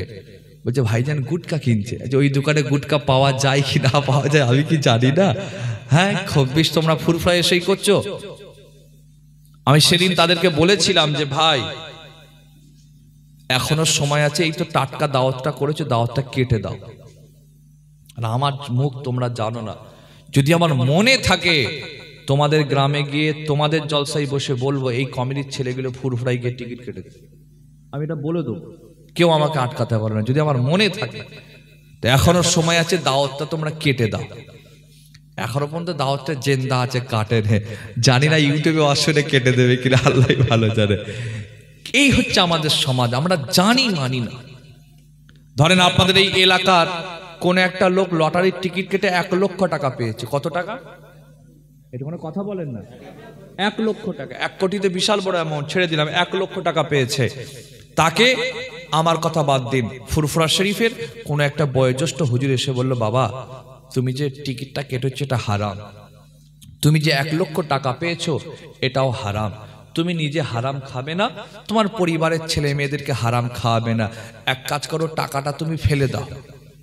বলেন তো বেটা টাকা ফেলবে না হুজুর ফেলবে? এ কথা বলে না। হুজুরকে ঝেড়ে রাতে দূর হয়ে গেছে, তোর মতো কম বলিস সাহেব আছে, ওই টাকায় কিনে বিলাত দিয়ে দেবো। আর আমাকে যদি দাওয়াত করে, আমি আমাকেই উদাহরণ দিয়ে বলি, ধরেন আমাকে যদি দাওয়াত করে, আমি কি খবর নেবো বেটা কিসের টাকায় মিলাদ দিচ্ছ? খবর নেবো নাকি? আমি আসবো, ওয়াজ করবো, জম্মের খাবো আর বলবো আল্লাহ তুমি বরকত দাও, টিকিটেই বরকত দাও। এই জন্য হুজুরগুলোকে কবরে প্রচুর ঠ্যাঙাবে। আমার মতো হুজুরদের প্রচুর ঠ্যাঙাবে। এই যারা প্রতিষ্ঠান চালায়, মাদ্রাসা চালায় বা মসজিদ চালায়, জলসা চালায়, এর দলে আমিও আছি। কখনো কোনো হুজুরকে বলতে শুনেছেন বাবা হালাল টাকা দেবে? শুনেছেন নাকি? যদি মাদ্রাসার চাঁদা তোলে কেউ বলেছে হালাল টাকা? তাহলে চাঁদা কেউ দেবে বলে মনে হয়। আমি ওই দলে আছি, আমি এর বাইরে না। আমিও বলাই হয় না কেন জানি না, মাথায় আসে না। ভাইরা আমার একটা হাদিস শরীফ মনে পড়ছে, এটা বলে আপনাদের খেদমত থেকে আমি বিদায় নেব। তার আগে একবার একটু দরুদ শরীফ পড়ে নি। আল্লাহুম্মা সাল্লি আলা সিলিম আছে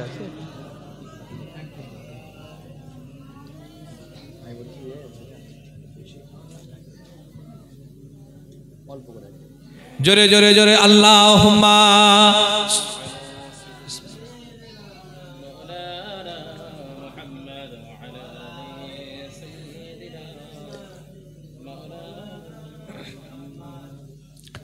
ভুলে যেতে চাইলেও ভোলা যায় না, ভুলে যেতে চাইলেও ভোলা যায় না। আমার জান মদিনা, আমার প্রাণ মদিনা, আমার জান মদিনা, আমার প্রাণ মদিনা, ভুলে যেতে চাইলেও ভোলা যায় না। আমার সাথে পড়া যাবে? এটা সবাই মিলে কণ্ঠে কণ্ঠ মিলিয়ে একসাথে জোরে জোরে পড়ি। ভুলে যেতে চাইলেও ভোলা যায় না, ভুলে যেতে চাইলেও ভোলা যায় না। আমার জান মদিনা, আমার প্রাণ মদিনা, আমার জান মদিনা, ভুলে যেতে ভুলে যেতে চাইলেও ভোলা যায় না। মদিনার স্মৃতিগুলি ভাবি বারে বার, মদিনার স্মৃতিগুলি ভাবি বারে বার, কবে আমি দেখা পাবো রওজা তোমার। প্রিয় নবীর প্রেমে আমি হলাম দিওয়ানা, প্রিয় নবীর প্রেমে আমি হলাম দিওয়ানা। ভুলে যেতে চাইলেও ভোলা যায় না, জোরে জোরে ভুলে যেতে চাইলেও। আমার জান মদিনা, আমার প্রাণ মদিনা, আমার জান মদিনা, ভুলে যেতে চাইলেও ভোলা যায় না, ভুলে যেতে ভোলা যায় না। আল্লাহুম্মা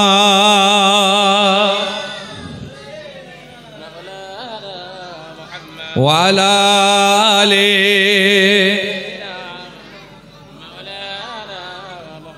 আলহামদুলিল্লাহ। একটা হাদিস শরীফ মনে পড়ছে, এটা বলে বিদায় নেব। আপনাদের কষ্ট হচ্ছে নাকি? একটু বলবো না দোয়া করে দেবো? শুনবেন তো নাকি? তাকবীর দেন তো, নারায়ে তাকবীর। প্যান্ডেলের উপরে গেছে, আপনারা যা বলছেন আপনাদের আওয়াজ এই মাইকেই আসছে না।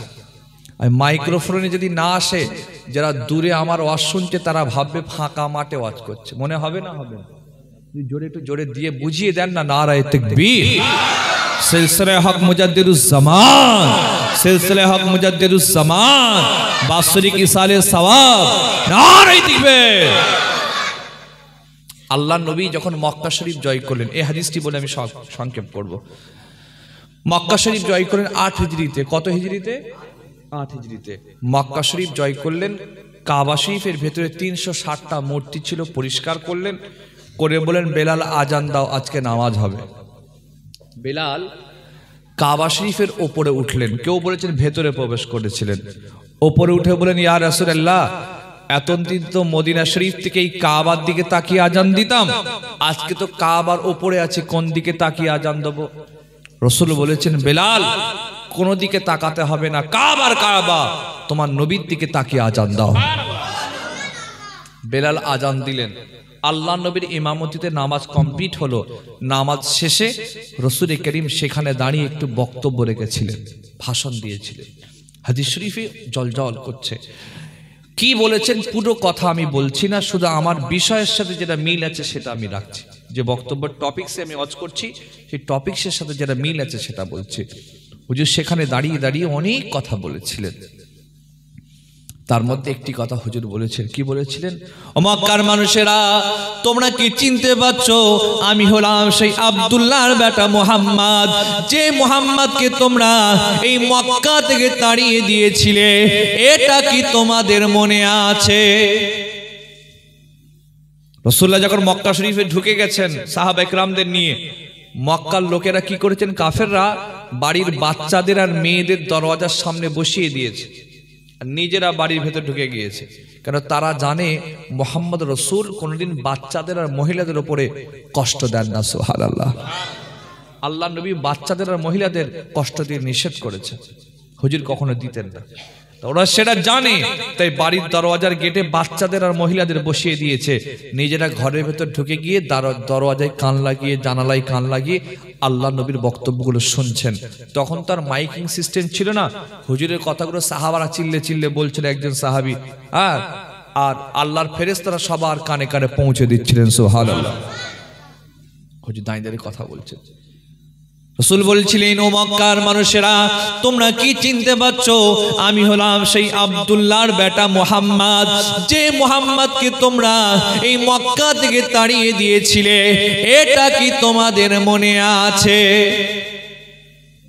ও মক্কার মানুষেরা, তোমরা কি চিনতে পারছো? আমি হলাম সেই মুহাম্মদ, যে মুহাম্মদকে এই কাবায় সিজদা দেওয়ার কারণে তার মাথায় উঠের নাড়ি ভুঁড়ি চাপিয়ে তোমরা দিয়েছিলে। এগুলো কি তোমাদের মনে আছে? আমার নবী নিজের ওপরে বিগত জীবনের কষ্টের কথাগুলো বর্ণনা করছেন। আল্লাহ নবীর চোখ দুটো চলচল করছে, সাহাবাদের চোখ দিয়ে পানি গড়িয়ে যাচ্ছে। সাহাবাদের চোখের পানি খানায় কাবার মাথা ফে টপ টপ টপ টপ করে বলছে, কেউ কোনো কথা বলছে না, সবাই মাথা নিচু করে শান্ত হয়ে দাঁড়িয়ে রয়েছেন। আমার নবীর কথাগুলো মন দিয়ে তারা শুনছেন। হুজুর বলতে লাগলেন, ও মক্কার মানুষেরা, তোমাদের কি মনে আছে? আমি হলাম সেই মুহাম্মদ, যে মুহাম্মদকে তোমরা তায়েফে কি মান না মেরেছিলে। এটা কি তোমাদের মনে আছে? হুজুর যদি ছলছল করে চোখটা, সাহাবারা কাঁদবে না? কাঁদবে না? হা করে কাঁদছে, সব মাথা নিচু করে। পুরো মজলিসটা প্রিন্স অফ সাইলেন্ট, একটা আওয়াজ নেই। পিন পড়লে আওয়াজ হবে, চুপ। হুজুর চোখ ছলছল করছে। ও মক্কার লোক, চিন্তা পাচ্ছ আমি সেই মোহাম্মদকে? তোমরা রাতের অন্ধকারে মক্কা শরীফ, আমার নিজের দেশ, বাপের জন্মভূমি, আমার জমি সব তাড়িয়ে দিয়েছিলে। মনে পড়ছে? তোমরা আমার তায়েফে কি মান না মেরেছে। এটা আপনারা সকলে জানেন।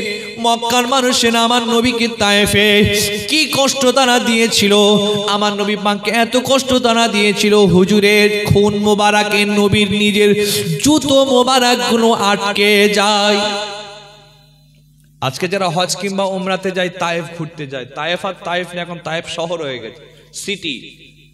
ঠান্ডা ওখানে অনেক, সাহাবে কেরামদের মাজার আছে, সব যায়।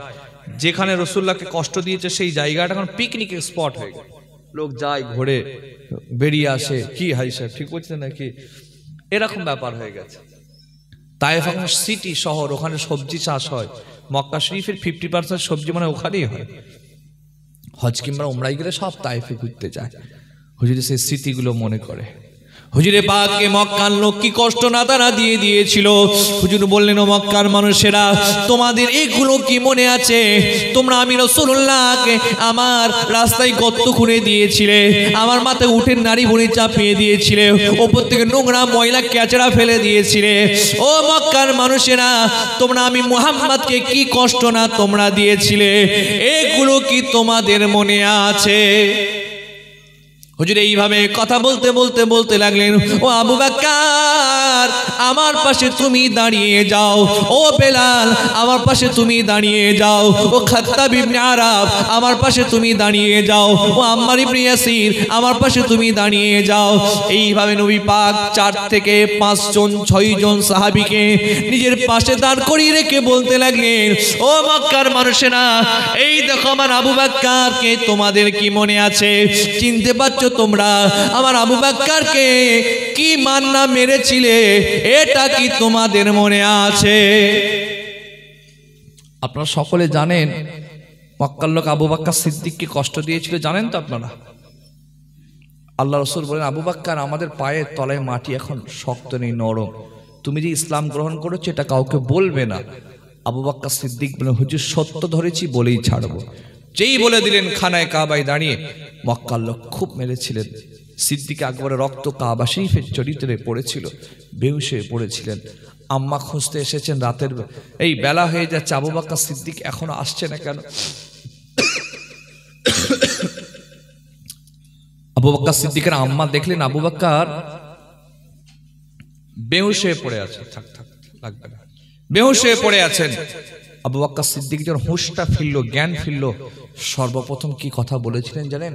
কাইফান নবী, কাইফান নবী, কাইফান নবী। আম্মা আপনি আমাকে বলেন আমার রাসূল তিনি এখন কেমন আছেন? একটু মহব্বতে বলেন না সুবহানাল্লাহ। মক্কার লোক আমার রাসূল কি কষ্ট দেয়নি তো? তাই তো রাসূলুল্লাহ আবু বকর সিদ্দিককে বলেছিলেন আবু বকর সম্পর্কে, না না না, আল্লাহ যারা যদি কাউকে বন্ধু বানানোর পারমিশন থাকতো, আল্লাহ যদি আমাকে অনুমতি দিতেন যে আমি আল্লাহ যারা কাউকে বন্ধু বানাতে পারবো, আমি মুহাম্মদ আমার আবু বকরকে বন্ধুটা বানিয়ে নিতাম। একটা আস্তে করে শুনতে চায়, মুহাব্বতে শুনতে চায়। হুজুর বলেন আবু বকর আমার বন্ধু নয়, আমার সাথী, মক্কার সাথী, মদিনার সাথী, হিজরতের সাথী। আমার আবু বকর দুনিয়ার সাথী, জান্নাতের সাথী, আমার দুনিয়ার সাথী, কবরের সাথী। আমার আবু বকর আমার সাথে আল্লাহর দয়ার জান্নাতেও তো থাকবে। হুজুর আবু বকর সম্পর্কে বলেছিলেন আমি সবার ঋণ শোধ করলাম, আমার আবু বকর একটা পারলাম না। আল্লাহ যদি চান তা আমার হয়ে ঋণটা শোধ করবেন। আবু বকর সিদ্দিকের মাকাম কি জানেন? আল্লাহ নবীর পরেই আবু বকর সিদ্দিকের মাকাম। সুবহানাল্লাহ বলবেন না? আল্লাহ নবীর পরে মর্যাদা কার? আবু বকর সিদ্দিকের মর্যাদা। তাম পৃথিবীতে যত মুসলমান আছে সবার ইমান যদি একটা পাল্লাই দেওয়া যায়, সিদ্দিক আকবরের ইমান যদি একটা পাল্লাই দেওয়া যায়, সিদ্দিক আকবরের ইমানের পাল্লাটা ভারী হয়ে যাবে। হুজুর দেখাচ্ছে রে মক্কার লোক, এই তো আমার আবু বকর, তোমরা কি পড়ে যাবে? কিছু পড়ে যাবে। আবু বকর সিদ্দিক কি বলছে? থাক থাক থাক, ওইদিকে তাকান না। হুজুর বললেন আবু বকর সিদ্দিককে দেখো, তোমরা মনে পড়ছে কি মেরেছিলে? এরপর নবী বেলালের দিকে তাকালেন, ও মক্কার মানুষ নেই, দেখো বেলাল। ও মক্কার মানুষেরা আমার বেলালের দিকে তাকাও, তোমরা বেলালকে কি মান না মেরেছিলে, কি কষ্ট না তোমরা দিয়েছিলে, এগুলো কি তোমাদের মনে আছে? ইতিহাস আমি বলছি না, শুধু স্মরণটা করিয়ে দিচ্ছি। আপনারা জানেন মক্কার লোক আমার বেলালকে কি মান না মেরেছিল। বেলালের হাতে দড়ি, পায়ে দড়ি বেয়ে মক্কা রাস্তায় গুলি গুলি ঘুরিয়েছে, বেলালের জবানটা আগুন দিয়ে পুড়িয়ে দিয়েছে। ভাইরা আমার, হুজুর সেটা লক্ষ্য করে বলতে লাগলে, ও মক্কার মানুষেরা এই দেখো আমার বেলাল কি মান না মেরেছিলে, এটা কি তোমাদের মনে আছে? না না না, আমার বেলাল চুরি করে নাই, ডাকাতি করে নাই, খুন করে নাই, মার্ডার করে নাই। আমি নবী আমাকে মুহাব্বত করার কারণে কি মান না মেরেছিলে, এটা কি তোমাদের মনে আছে? আমি যখন সর্বপ্রথম মক্কা শরীফে গিয়েছিলাম উমরাতে, এখন তো কাবা শরীফের এরিয়াটা অনেক বড়, নবীর জামানায় এত বড় ছিল না। যখন সর্বপ্রথম গিয়েছিলাম আর মক্কা শরীফের খানায় কাবার আশপাশে যখন গলি গলি ঘুরছিলাম এদিক সেদিক করে, আমার এই বেলালের কথাটা মনে পড়ছিল। আমি যেখান দিয়ে হাঁটছি হয়তো এখানেই বেলালের খুন মোবারক পড়েছে। বাচ্চাগুলো তো সব জানেন তো আপনার ইতিহাসটা নাকি? বেলালের হাতে পায়ে দড়ি বেঁধে মক্কার লোকগুলো বলে তোমরা এদিকে নিয়ে খেলার মতো ঘোরাও, খেলনার মতো মক্কার গলি গলি। বাচ্চা ছেলেগুলো বেলালের হাতে দড়ি পায়ে দড়ি বেঁধে ঘোরাচ্ছে গোটা মক্কার। মক্কার পাথর লেগে বেলালের শরীর থেকে রক্তগুলো গড়িয়ে গড়িয়ে সব কাবার আশপাশে পড়ছে। বেলাল আল্লাহ আল্লাহ আল্লাহ আহাদ আহাদ বলে যখন চিল্লাচ্ছিল, ওরা জবানটা টেনে আগুন দিয়ে পুড়িয়ে দেয়। কেউ বলেছেন ফুটো করে দিয়েছিল জবানটা, সেই জন্য তোতলা হয়েছিল উনি। কিন্তু তোতলা হতে পারে যখন তিনি আজান দিতেন, আজানটা আল্লাহর আরশে পর্যন্ত পৌঁছে যেত। তাই তো বিশ্ববিখ্যাত কবি বলেছিলেন একটা কথাটা এরকম, কবিতার একটা কথা বলেছিলেন, রহ গয়া ইসমে আজম রূহে বেলালি না রহি, ফলসফা রহ গয়া মগর তরকিদ গজালি না রহি। তাম বিশ্বে এখন আজান রয়ে গেছে, কিন্তু বেলালের মতো আজান আর নেই। ঠিক বলছি না ভুল বলছি? ওই আজান আর নেই। উনি যখন আজান দিতেন আল্লাহ আশ পর্যন্ত পৌঁছে যেত। সারা পৃথিবীতে দার্শনিক অনেক পাওয়া যাবে, কিন্তু ইমাম গাজ্জালির মতো দার্শনিক আর পাওয়া যাবে না। আমি যখন ঘুরছিলাম আমার এই বেলালের কথাটা মনে মনে পড়ছিল, হয়তো এখানেই আমার বেলালের রক্তগুলো পড়েছে। তাই নবী বেলাল সম্পর্কে বলেছেন, ও বেলাল, আমি নবী যখন আল্লাহর মেরাজে গিয়েছিলাম, মেরাজে গিয়ে আল্লাহর জান্নাত দেখেছি, জাহান্নামা দেখেছি, কিন্তু বেলাল আমি রাসূল যখন আল্লাহর মেরাজে গিয়ে জান্নাতে যখন হাঁটছিলাম, বেলাল দুনিয়ায় চলা তোমার খড়ম তথা জুতোর আওয়াজ আমি নবী আল্লাহর জান্নাতে শুনতে পাই। সবাই মিলে বলবেন না? এতগুলো মানুষ বসেছেন, দিল খুলে বলা যাবে না? বেলাল হাঁটছে কোথায়? দুনিয়াতে। নবী আছেন জান্নাতে। বেলাল মেয়েরাজে যখন গিয়ে জান্নাতে হাঁটছি, দুনিয়ায় চড়া তোমার জুতোর আওয়াজ আমি নবী জান্নাতে শুনতে পাচ্ছি। হুজুর প্রশ্ন করছে, বেলাল তুমি কি করো বলো তো, কি আল্লাহ তোমার মাকাম দিয়েছে? হুজুর বেলাল সম্পর্কে বলেছিলেন, কিয়ামতে কোটি কোটি কোটি কোটি কোটি মানুষ দাঁড়াবে। এই কোটি কোটি মানুষের ভেতরে যারা মুয়াজ্জিন, মানুষকে আল্লাহর জন্য নামাজের ডাক দেয়, দুনিয়ার কোনো স্বার্থে নয়, দুনিয়ার কোনো কারণে নয়, আল্লাহর জন্য মানুষকে নামাজের ডাক দেয়, এই মুয়াজ্জিনদের গলা আল্লাহ উঁচুতে রাখবে। সব থেকে লম্বা গলা হবে মুয়াজ্জিনদের, আর মুয়াজ্জিনদের সরদার আল্লাহ আমার বেলালকে বানিয়ে দেবেন। হুজুর বেলাল সম্পর্কে আরো কথা বলেছিলেন, সেদিকে আমি যাচ্ছি না। নবী বেলালের দিকে ইশারা করে বলতে লাগলেন, ও মক্কার মানুষেরা, এই দেখো আমার বেলাল, একে তোমরা কি মান না মেরেছিলে, এটা কি তোমাদের মনে আছে? হুজুর এই পরে আরেকজন সাহাবীর দিকে তাকিয়ে বলল, এই দেখো খাত্তাব বিন আরাফ, কি মান না মেরেছিলে, এটা কি তোমাদের মনে আছে? আপনারা জানেন কি জানি না, খাত্তাব বিন আরাফকে কি করেছিল জানেন? মক্কার লোক পায়েতে দড়ি বেঁধে গাছে টাঙিয়ে দিয়েছে, পা ওপরে মাথা কোথায়? মাথা নিচুতে। এটা করে শান্ত হয়নি, তলায় আগুন জ্বালিয়েছে। এই খাত্তাব, তোমাকে নিঃশ্বাস নেব না, তুমি আগুনের ধোঁয়া নাও। তলায় আগুন জ্বালিয়ে দিয়েছে, ঘিরে দিয়েছে, আগুনের ধোঁয়া খাত্তাব বিন আরাফের নাক দিয়ে শরীরে যাচ্ছে নিঃশ্বাসের সাথে। এটা কোনো শান্ত হয়নি। উত্তপ্ত আগুনে হুজুরকে শুইয়ে দেওয়া হয়েছিল। হুজুরের পিঠটা, গোস্তটা উত্তপ্ত আগুনের তাপে পিঠের হাড়, হাড্ডি, গোস্ত, চামড়া সব পুড়ে গিয়েছিল।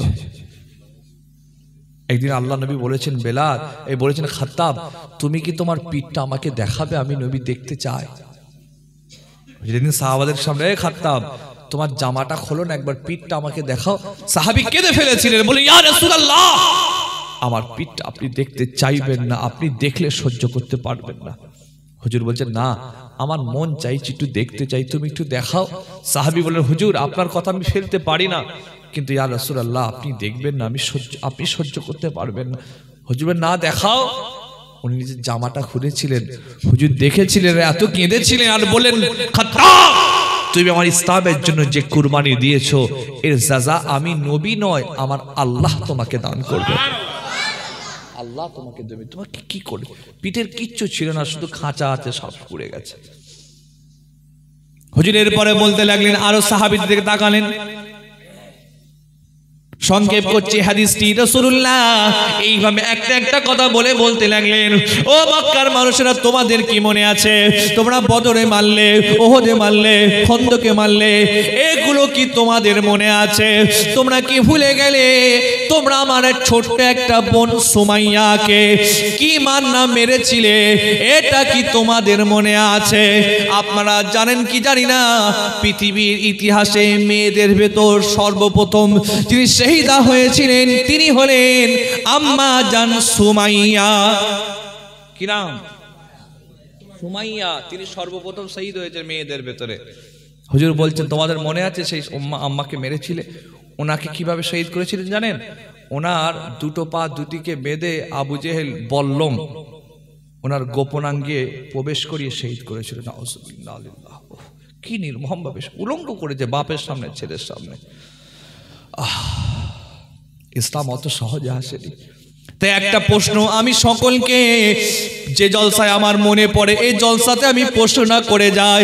আজ আমার মনে পড়ে গিয়েছে, আপনাদের প্রশ্ন না ছুঁড়ে গেলাম, আমি হাম্মাদ আমাকেও বলে গেলাম, কাল কিয়ামতের ময়দানে নবী যদি আপনাকে আমাকে প্রশ্ন করে বলে, এ হাম্মাদ আমি নবী, আমার দাঁত শহীদ করে কপালে আঘাত করে আমার সাহাবারা জীবন দিয়ে রক্ত দিয়ে জান দিয়ে ইসলাম তোমার কাছে উপহার দিয়ে গিয়েছে, তুমি সেই ইসলামের জন্য কি করেছো এটা তুমি আমাকে জবাবটা দাও। আপনাকেও বললাম, আমাকেও বললাম, আমার নাম দিয়ে বলছি, যদি নবী আমাকে প্রশ্ন করে, হাম্মাদ তুমি তো সৈয়দ খানদানের ছেলে, ইমাম হুসাইনের বংশের ছেলে, তুমি তো আমাদেরই খানদানের ছেলে, বলো তুমি ইসলামের জন্য কি করেছো? এই প্রশ্নটা আমাকে খুব ভাবায়, আমি জবাব দিতে পারবো না। আপনাদের জিজ্ঞেস করলে আপনারা কি দেবেন আমি জানি না, কিন্তু আমি পারবো না। তো এইটা আমি আপনাদের সকলকে বোঝাচ্ছি, এমন কাজ করবেন না আমাদের দ্বারা ইসলামের যদি কোনো উপকার নাও হোক, ক্ষতি জানো, সবাই ক্ষতি জানো, এইটা মাথায় রাখতে হবে যে আমি ইসলামের একটা উপকার করতে পারলাম না, কিন্তু আল্লাহ আমার দ্বারা ইসলামের যেন কোনো ক্ষতি না হয়। আজকে দেখেন না কি হচ্ছে, মারামারি করছে হুজুরগুলো, ঠিক বলছি না ভুল? এই স্টেজে উঠে মারামারি লেগে যাচ্ছে। কমিটি তোমাকে দাওয়াত করে 10,000 দেয়, 20,000 দেয়, 5,000 দেয়, 15,000 দেয়, কি ও কারো ব্যক্তিগত তারিফ শোনার জন্য না আল্লাহ আল্লাহ নবীর কথা শোনার জন্য? ও হুজুরা উঠে এ নিজের দলের নেতার গুণগান গায়, ও ওর দলের নেতার গুণগান গায়, এ ওকে ঝাড়ছে, ওকে, কি আশ্চর্য সমাজ এসে গেল। আর এইটা আপনাদের এই সাব ডিভিশনে সব থেকে বেশি, অন্যদিকে নেই। এই সাব ডিভিশনটা সব থেকে বেশি লক্ষ্য করে দেখছি। আর এদিকে প্রোগ্রাম এলো আমার, আবার ইদানিং করে আমি যেগুলো নিতাম এই সমস্ত ক্যাচারার জন্য আমি আস্তে আস্তে কমাচ্ছি। কি সব সমাজ, হুজুরগুলো এমন করে বেড়াচ্ছে, বাবা তোমাকে মানুষ ডেকেছে, তুমি আল্লাহর কথা বলো, নবীর কথা বলো, হাদিসের কথা বলো, পাক নাপাকের কথা বলো, কিন্তু ঘুরিয়ে ঘাড়িয়ে, ঠিক বলছি না ভুল বলছি গো? এই হুজুর থেকে সাবধান থাকবেন। আমি যাকে গাল দেবো আমি হুজুর, ওই হুজুর আমাকে গাল দেবে, 2 হুজুরকে বাদ দিতে হবে, ঠিক বলছি না ভুল বলছি গো? তবে সমাধান হবে। আমি গাল দিলাম, উনি আমাকে উল্টে গাল দিল, আমাকেও বাদ দিতে হবে, একেও বাদ দিতে হবে, তবে সমাধান। নাহলে আমাকেও দেবেন গাল শোনার জন্য, ও দেবে গাল, ওর দলের লোক গাল দেবে, হয়ে গেল তো। বাংলাদেশের হাওয়া আস্তে আস্তে দিকে আমাদের দেশে লেগে যাচ্ছে। এগুলো তো বাংলাদেশে দেখতাম যে হুজুরকে এই হুজুর মাইকে গাল দেয়, ও হুজুর গাল দেয়। বাংলাদেশে এমনও ঘটনা আছে, হুজুর ওয়াজ করছে, কাটারিলি উঠছে, হুজুরকে কেটে ফেলবো, এমনও দেখেছি আপনারা। আমরা তো যাই বাংলাদেশে, জানি হাল।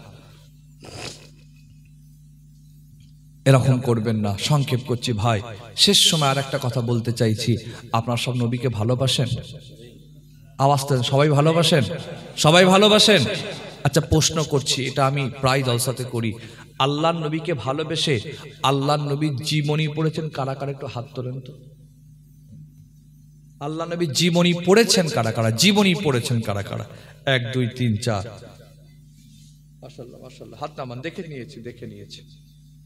এতগুলো মানুষের ভেতরে হাতে গোনা 5-6 জন আল্লাহর নবীর জীবনী পড়েছেন। বাকিগুলো আল্লাহ রসুলের জীবনী পড়ার দরকার আছে না নাই? কচিরা জোরে বলা আছে না নাই? আমাকে কষ্ট দেয় কোনটা জানেন? আমাদের ছেলেরা রবীন্দ্রনাথের জীবনী পড়ে, শেক্সপিয়ারের পড়ে, কাজী নজরুল ইসলামের পড়ে, মাইকেল মধুসূদন দত্তের জীবনী পড়ে, যার পরে পড়ুক সমস্যা নেই। আমাকে কষ্ট দেয় এরা শাহরুখ খান সম্পর্কে জানে, আমির খান সম্পর্কে জানে, আর একটা ওইটার নাম কি গো? আরে বলবে তো কি না, সব মুখস্থ করে বসে আছে, দেখছো? হ্যাঁ মুখস্থ করে,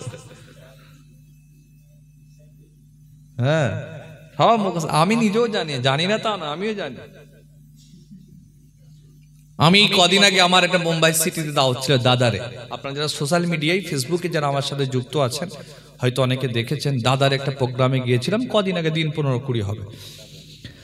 দাদরে শিবসেনার গড় একদম, ওখানে বাঙালিদের একটা প্রোগ্রাম ছিল, গিয়েছিলাম দাদরে জলসা। জলসা শেষ করে পরের দিন ফ্লাইট আছে, আমাদের তো রাত জাগা লোক, আমরা ঘুম আসছে না, চলো একটু মুম্বাই শহরটা ঘুরবো। ওরা আমাকে গাড়ি করে নিয়ে সব বার হয়ে গেলাম, সবাই মিলে, দল বল মিলে ঘুরতে ঘুরতে আমার দেখাচ্ছে, ভাই জান এটা শাহরুখ খানের ঘর। আমি দেখে এলাম শাহরুখ খানের ঘর, এইটা হচ্ছে সালমান খানের ঘরের সামনে দাঁড়াবার কোনো সিস্টেম নেই, এত পুলিশ পাহারা, কোনো সিন নেই। এটা সালমান খানের ঘর, এটা হচ্ছে এরকম একটা, ওখানে সমুদ্রের তলা দিয়ে একটা ব্রিজ হয়েছে, সেটা আমি গিয়ে চাপলাম। সমুদ্রের ওপর দিয়ে একটা ব্রিজ হয়েছে সিলিং, ওটা আমি চাপলাম। ঘুরে ঘুরে ঘুরে সারা ঘুরলাম। সকালবেলা ভোরবেলা ফ্লাইট ছিল, ফ্লাইট ধরে ঘর চলে এলাম। আমিও জানি তাজ আমাদের এইটা প্রশ্ন আমার, এরা শাহরুখ খান সম্পর্কে জানে, আমির খান সম্পর্কে জানে, সালমান খান সম্পর্কে জানে, সিনেমার নায়ক নায়িকা ইত্যাদি ইত্যাদি সম্পর্কে জানে, কিন্তু আমার নবী সম্পর্কে জানে না। আজ আমি হাম্মাদ আপনাদের কাছে স্টেজে কিছু কম বেশি 1.5 ঘন্টার ওপরে বক্তব্য রাখছি। টোটাল বক্তব্যের ভেতরে আমার কোনো কথা নিন আর নাই নিন, কবুল করেন আর নাই করেন, অ্যাকসেপ্ট করেন আর নাই করেন, এই কথাটা নিয়ে আপনারা বাড়ি যান। রাসূলুল্লাহ জীবনী পড়বেন, রাসূলুল্লাহ জীবনী পড়বেন, রাসূলুল্লাহ জীবনী পড়বেন। নবীর জীবনীতে প্রেম আছে, ইশক আছে, মজা আছে, মোহাব্বত আছে, টান আছে, নেশা আছে। যে যত বেশি রাসূলের জীবনী পড়বে আল্লাহ তার অন্তরে তত বেশি আমার রাসূলের মোহাব্বতটা তৈরি করে দেবে। পড়বেন তো নাকি ইনশাআল্লাহ? আওয়াজটা জোরে শুনতে ইনশাআল্লাহ। আমি আপনাকে বলছি আমার মতো হুজুর 90% হুজুর পড়েন। মিলাবেন? আপনার মসজিদ ইমামকে জিজ্ঞেস করেন, কি গো তুমি আল্লাহর নবীর পূর্ণাঙ্গ জীবনী পড়েছো? 1-2 পৃষ্ঠা আলাদা কথা, একটা বই পূর্ণাঙ্গ পড়েছো? 90% হুজুর পড়েন। লিখে দিচ্ছি। রাসূল করিম এই কথা বলে সংক্ষেপ করলেন। সর্বশেষে বলেছিলেন, ও মক্কার মানুষেরা, তোমরা আমাকে মেরেছো, আমার সাহাবাদেরকে মেরেছো, আমার আম্মাজানকে মেরে দিয়েছো, আমার মেয়েদেরকে, আমার সাহাবিয়াদেরকে মেরেছো, কি না কষ্ট তোমরা আমাকে দিয়েছো।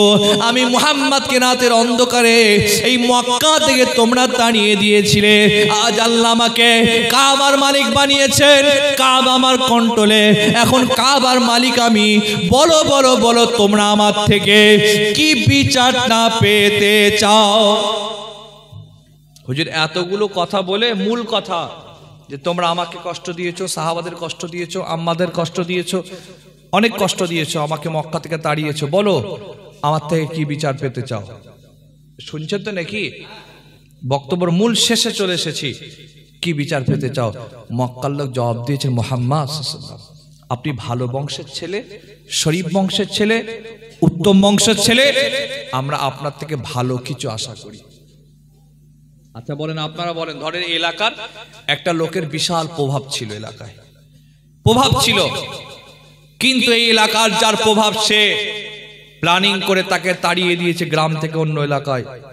8 বছর পর লোকটা ফিরে এসে গ্রামে দখল করেছে। যারা তাড়িয়েছে ওই লোকগুলোকে ছেড়ে দেবে মনে হয়? ছেড়ে দেবে নাকি? বদলা নাই, বদল চাই না, বদলও চাই, বদলাও চাই, এরকম আওয়াজ হবে। হুজুরকে মক্কার লোক তাড়িয়ে দিলেন, আল্লাহ নবী 8 বছর পর ফিরে এলেন, সাহাবাদের নিয়ে মক্কা দখল করে দিলেন। হুজুর কি করেছেন? এটা ইসলাম। তারা বলেছিল, মুহাম্মদ আপনি শরীফ বংশের ছেলে, উত্তম বংশের ছেলে, আমরা আপনার থেকে ভালো কিছু আশা করি।